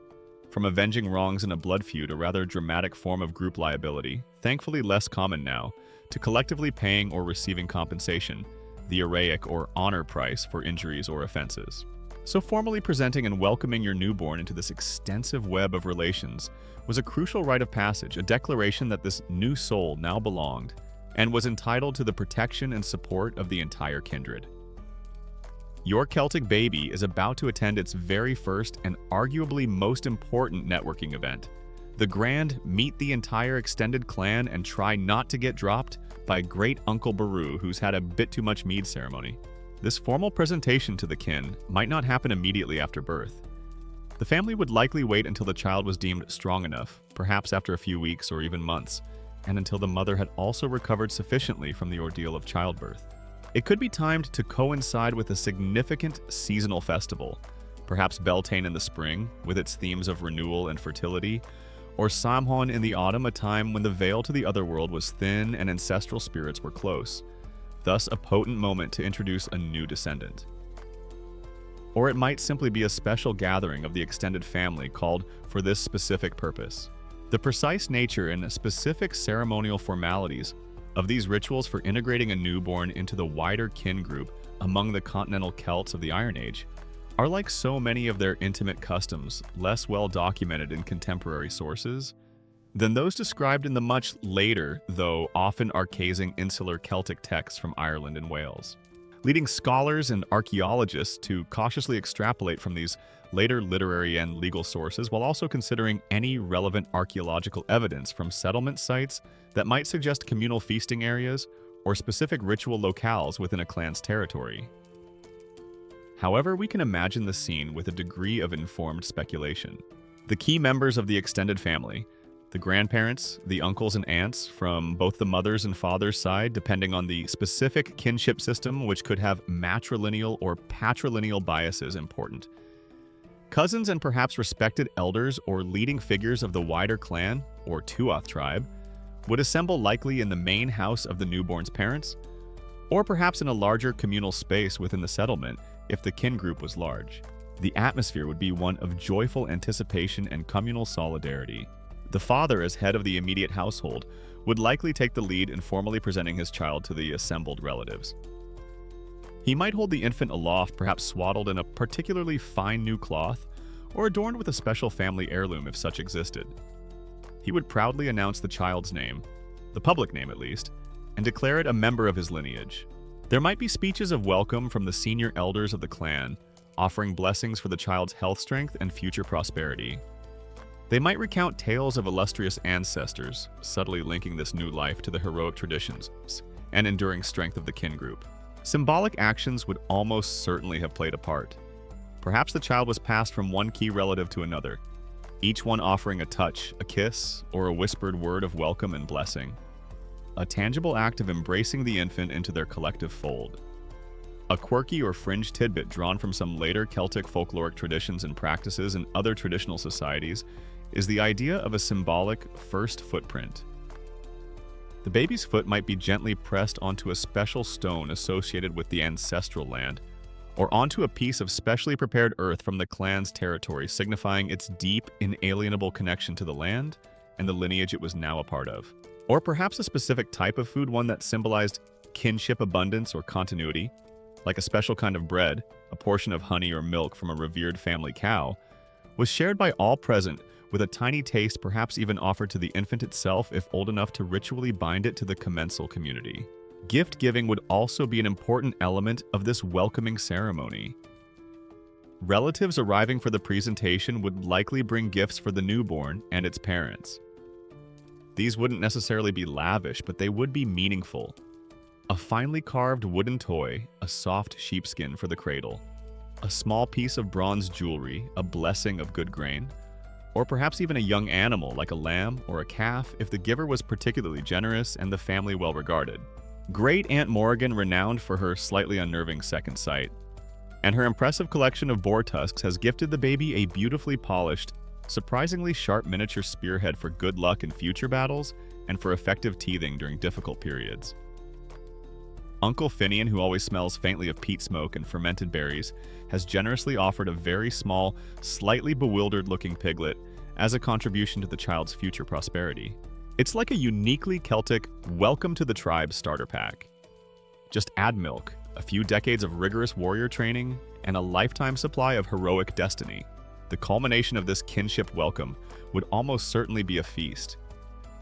Food and drink shared in common are universal symbols of community, alliance, and celebration. This feast would not only honor the newborn, but would also serve to reaffirm and strengthen the bonds between all the assembled members of the kin. It would be a time for storytelling, for laughter, for sharing news, and for collectively investing hope and goodwill in this newest member of their shared lineage. By the end of the ceremony, Ageria, your Celtic newborn, is no longer just a vulnerable infant belonging to a single household. It is now a recognized and embraced member of a much larger, powerful, and mutually supportive social organism, its kin. Its identity is affirmed, its place secured. It now has not just parents, but a whole network of aunts, uncles, cousins, and elders who have a vested interest in its well-being and its future. Welcome to the kin, little one. You are now officially part of a tightly knit group that will probably fiercely defend your honor, hopefully share their last piece of dried venison with you in times of hardship, and also just possibly inadvertently drag you into a rather complicated generations-long blood feud with the slightly less honorable but surprisingly well-armed clan from over the Misty Hill. Family, eh? Can't live with them, can't successfully defend your prime grazing land without them. Your Celtic newborn Ageria has been purified by the ancient elements, swaddled against the chill and otherworldly influences nourished at its mother's breast, and surrounded by a loving fortress of protective charms and vigilant female kin. It has been formally presented to the wider clan. Its arrival celebrated its place within the great web of kinship, acknowledged through shared blessings and perhaps a joyous feast. The child has even received its name, possibly a potent public one, and an even more powerful secret soul name, whispered to instill identity and ward off ill fortune. But amidst all these communal and maternal rituals, there is one gaze, one specific act of recognition that carries immense legal and social weight in the predominantly patrilineal structure of ancient Celtic society, the father's acknowledgement. A mainstream historical fact is that in most ancient patrilineal societies, and the Celtic world largely fits this pattern, the formal acknowledgement of a newborn by the man presumed to be its father was an absolutely critical act. This wasn't just a sentimental moment of paternal pride, though that may well have been present. It was a crucial legal and social declaration that established the child's legitimacy, its membership within the father's kin group, fine or senatal, and most importantly, its rights to inheritance, social standing, and the protection of that lineage.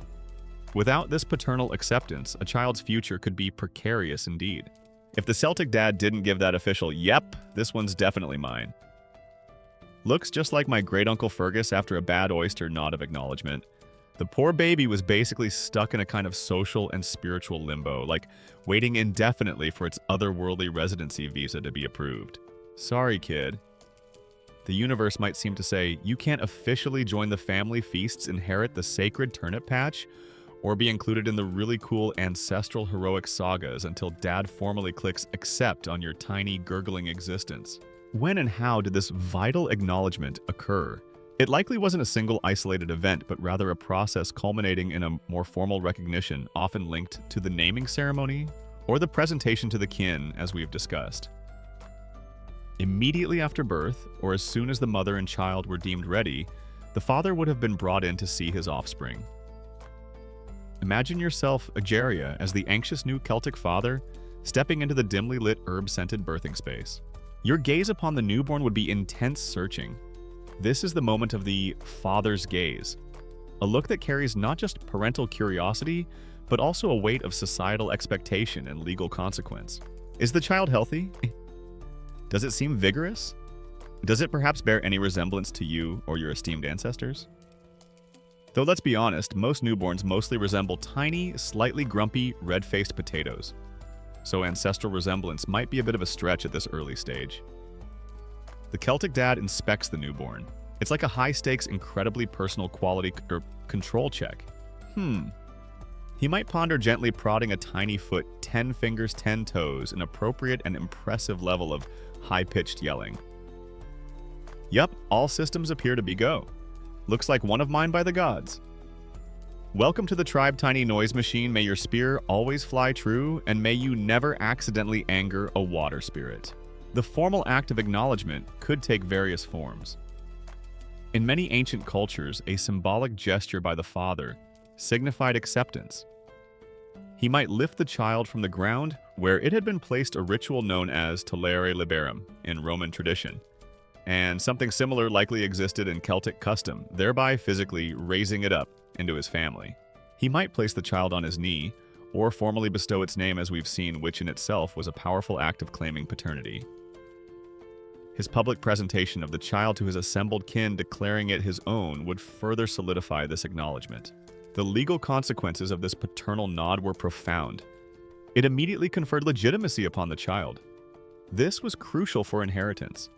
In a society where property, particularly land, was often tied to lineage, only legitimate children acknowledged by the father could typically inherit from him and his kin group. It also established the child's place within the complex system of rights and responsibilities that defined Celtic kinship. The child was now officially under the father's protection, and by extension, the protection of his entire clan. Conversely, the child also acquired obligations to that kin group as it grew.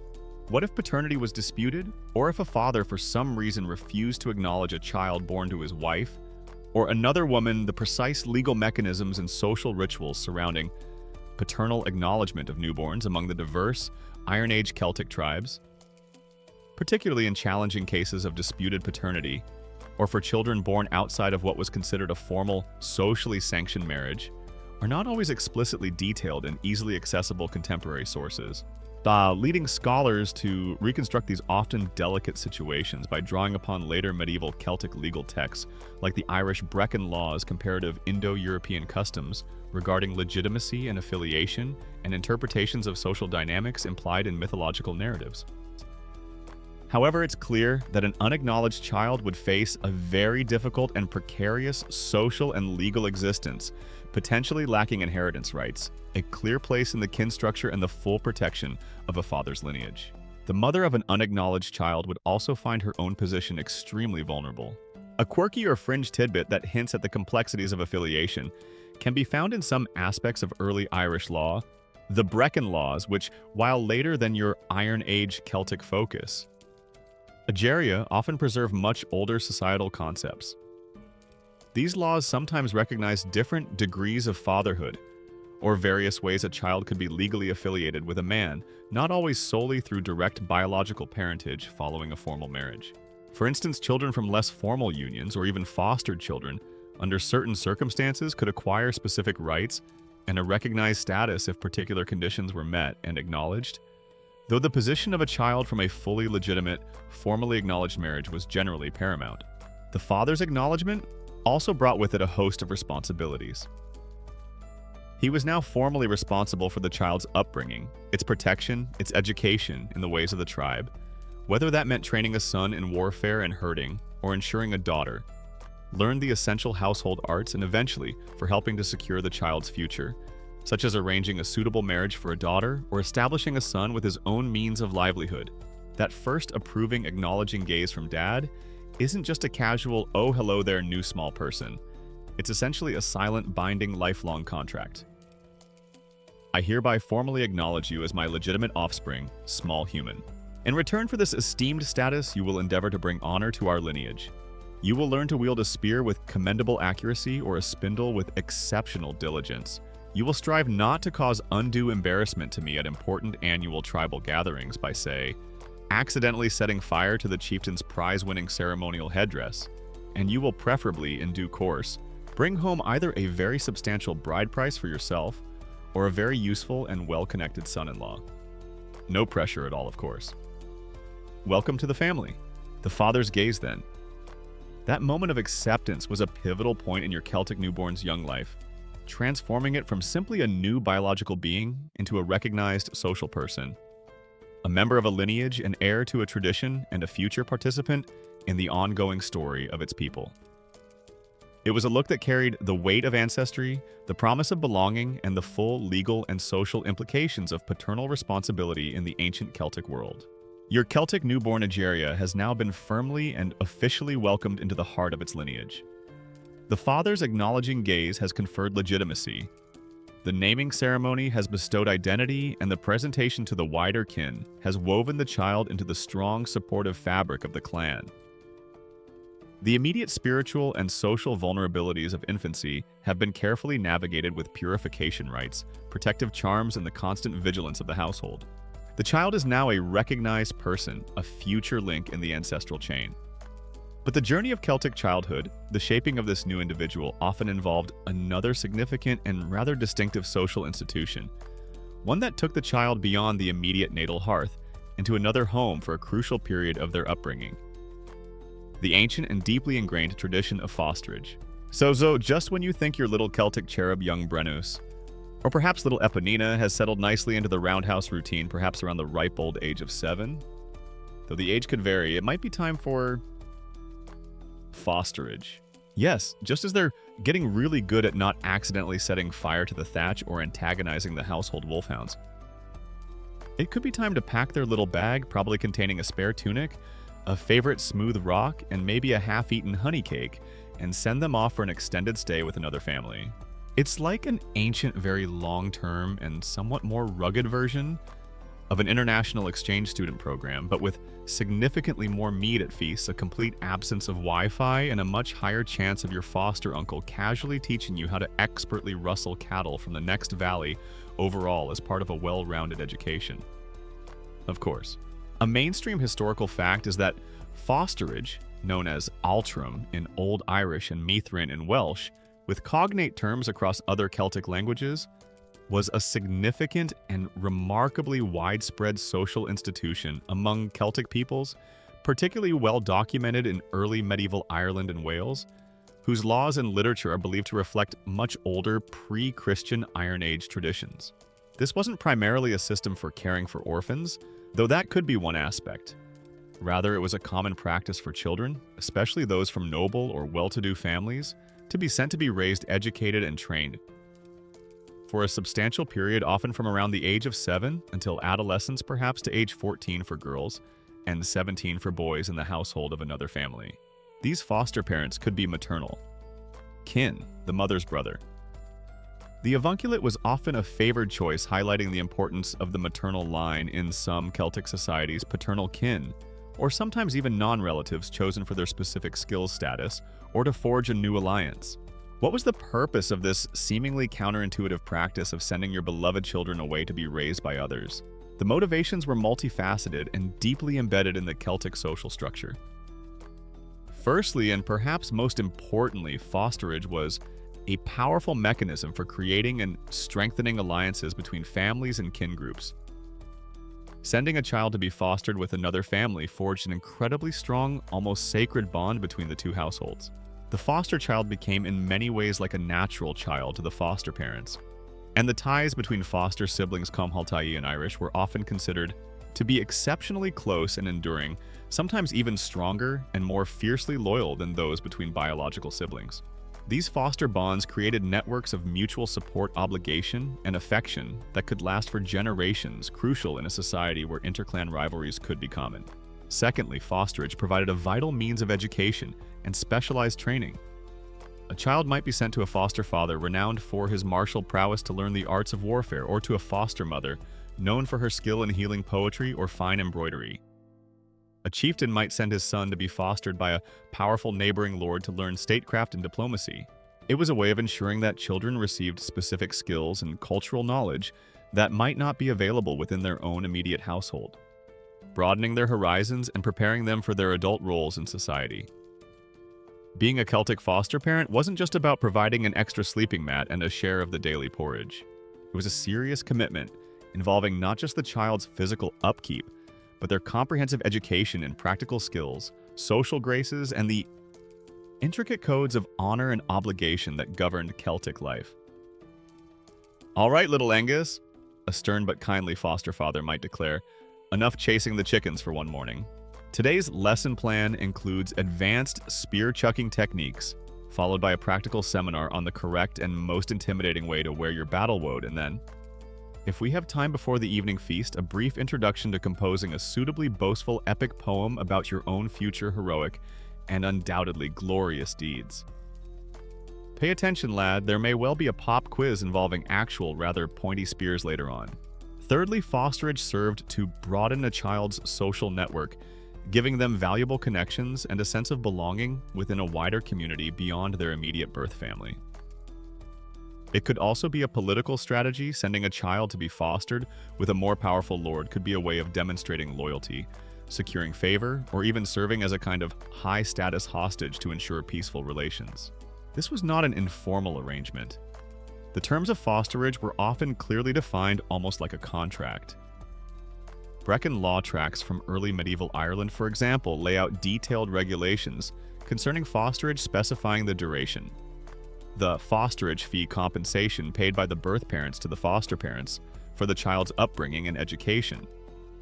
It wasn't a free service. The specific skills the child was to be taught, and the reciprocal responsibilities of both the birth parents and the foster parents. The foster parents had a solemn duty to care for, protect, and educate their fosterling as if it were their own. The precise prevalence and exact social functions of different types of fosterage arrangements across the various continental Celtic societies of the Iron Age, prior to the more detailed written evidence we have from the later insular Celtic sources of Ireland and Wales, remain somewhat speculative and are subjects of ongoing scholarly discussion. Though the underlying principle of strengthening interfamily and intertribal bonds through the carefully managed exchange of children for upbringing and education is widely considered to be a likely ancient and deeply rooted Indo-European practice, not just a later Celtic development. A particularly quirky or fringe tidbit that highlights the extraordinary depth of these foster relationships is the concept of the foster brother Comhalta bond in Irish sagas. These connections forged in childhood through shared upbringing in a foster household were often portrayed as the most powerful and inviolable of loyalties, with foster brothers frequently depicted fighting side by side to the death, avenging each other, and demonstrating a level of devotion that could surpass even that between biological siblings. These weren't just your childhood buddies you occasionally met up with for a pint of mead. Your foster brother was your absolute ride or die. I'll gladly help you hide the bodies of those troublesome rival chieftains, probably, and then compose a really moving lament for you afterwards, lifelong companion. It makes most modern sibling rivalries over who gets the last slice of pizza seem rather tame and uninspired in comparison. For you, the Celtic child Egeria being sent into fosterage would have been a major life event. There would be the emotional wrench of leaving your birth parents and siblings, but also the excitement or trepidation of entering a new household, learning new skills, and forming new lifelong bonds. It was a system designed to weave individuals into a larger social fabric, ensuring that Celtic society, for all its tribal divisions and potential for conflict, was also bound together by these deeply personal, cross-cutting ties of shared upbringing and mutual obligation, all beginning with the safe arrival and ritual welcome of each precious newborn. Word count 1391. The flickering light of the hearth in your ancient Celtic roundhouse begins to soften Egeria. The tales of whispered names, protective charms, and the strong bonds of kinship and fosterage gently lulling your mind. We have journeyed through the perilous yet sacred moments of birth, witnessed the meticulous rituals designed to safeguard new life, and glimpsed the intricate social customs that wove each child into the vibrant tapestry of its people. From the first purifying rites with water and fire to the magical utterance of a name, imbued with power and destiny and the eventual embrace of the wider clan, every step was steeped in a profound understanding of the delicate balance between the human world and the ever-present otherworld. These ancient Celts, with their deep reverence for nature, their complex spiritual beliefs, and their strong communal ties, approached the arrival of a newborn with a mixture of joyous celebration and solemn responsibility. They understood the fragility of new life, but also its immense potential, its power to ensure the continuity of their lineage and their traditions. The peculiar rituals we've explored tonight, those whispered names and carefully chosen charms, were their heartfelt attempts to nurture that potential, to shield it from harm, and to set it firmly on a path blessed by ancestors and favored by the gods. As the scent of wood smoke seems to fade, and the rhythmic sounds of the Iron Age village recede into the quiet of your own approaching sleep, perhaps you can carry with you a sense of connection to these distant lives. A gentle appreciation for the timeless human impulse to welcome, protect, and cherish each new generation. The names may be different, the rituals unfamiliar, but the love, the hope, and the quiet wonder surrounding a newborn child echo an unchanging truth across the millennia. The significant Celtic tradition of fosterage Egeria has shown us how the upbringing and social integration of a child often extended far beyond the natal hearth, weaving intricate bonds of loyalty and shared experience across different kin groups. This practice, like the naming ceremonies, the purification rites, and the constant vigilance against otherworldly perils, all underscores the immense societal investment in each new life. But where do these very real, very human customs and anxieties find their grandest, most dramatic expression?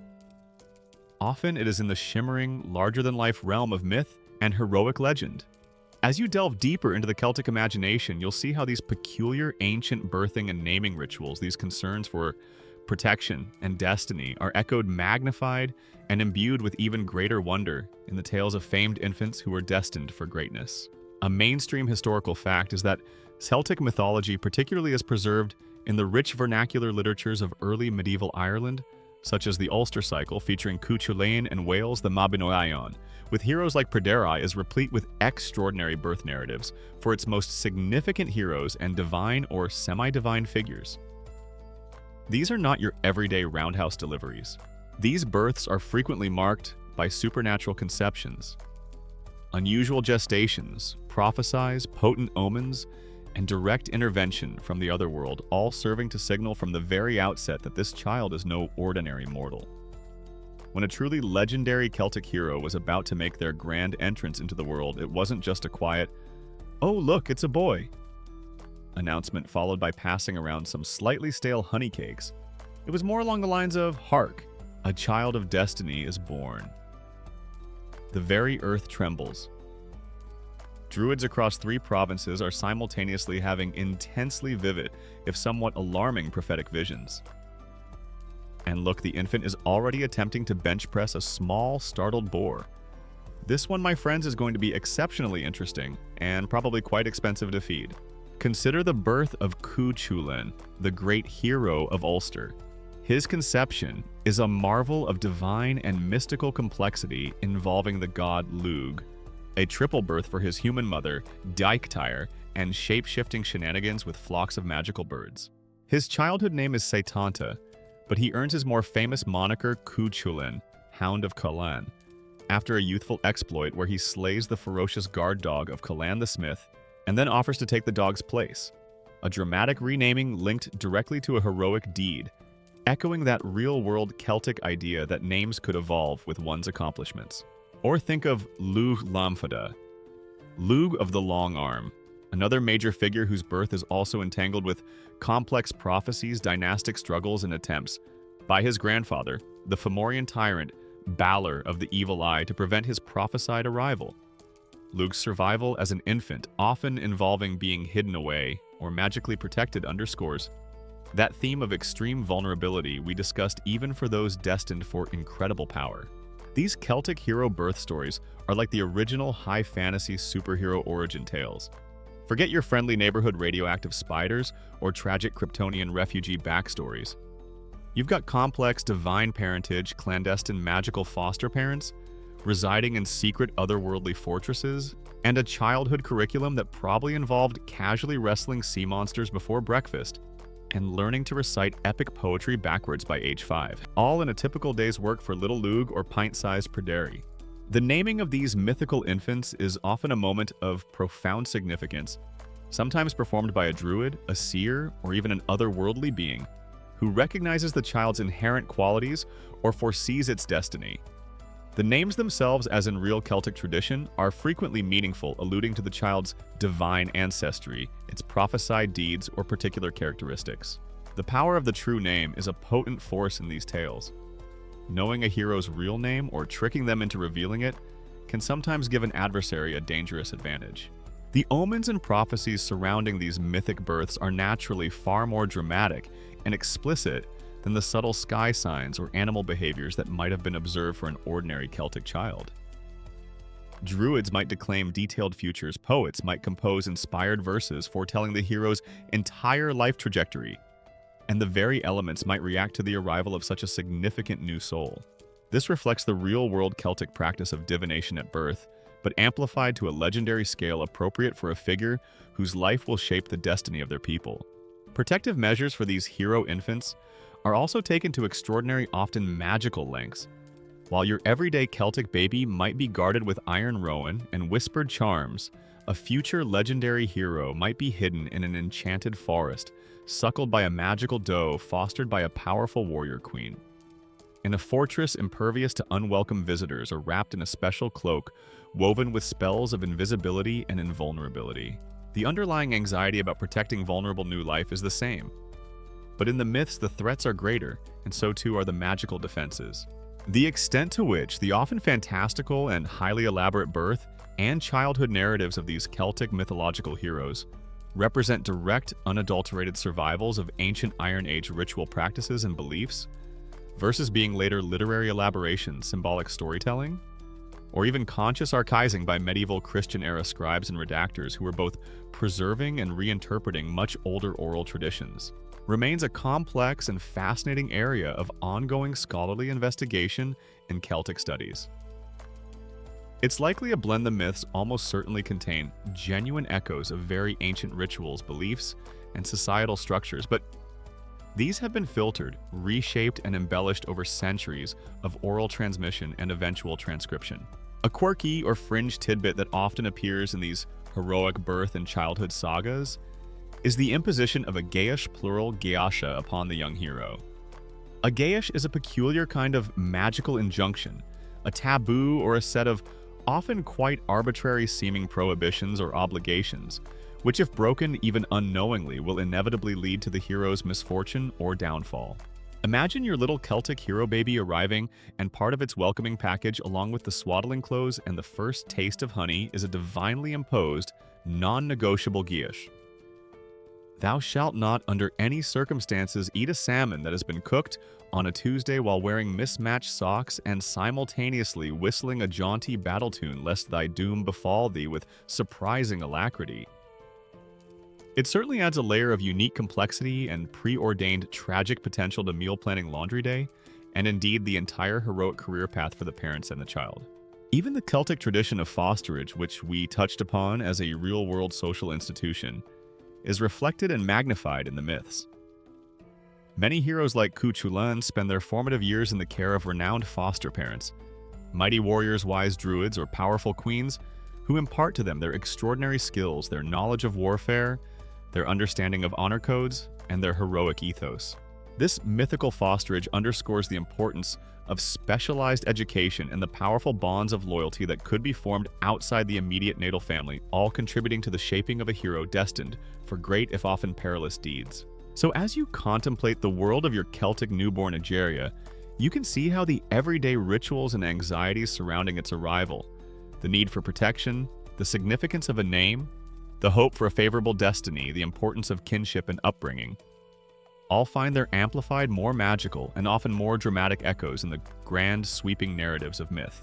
The legends provide a kind of divine blueprint, a heightened reality against which the ordinary human experience of welcoming new life is played out, imbued with a sense of connection to something ancient, powerful, and deeply woven into the spiritual landscape of the Celtic world. And so, Egeria, our journey through the mists of time into the heart of ancient Celtic traditions for welcoming newborns, draws towards its sleepy close. We've seen how the echoes of these ancient rituals, these profound concerns for protection, identity, and belonging, resonate even in the grand, fantastical birth narratives of their most famed mythological heroes.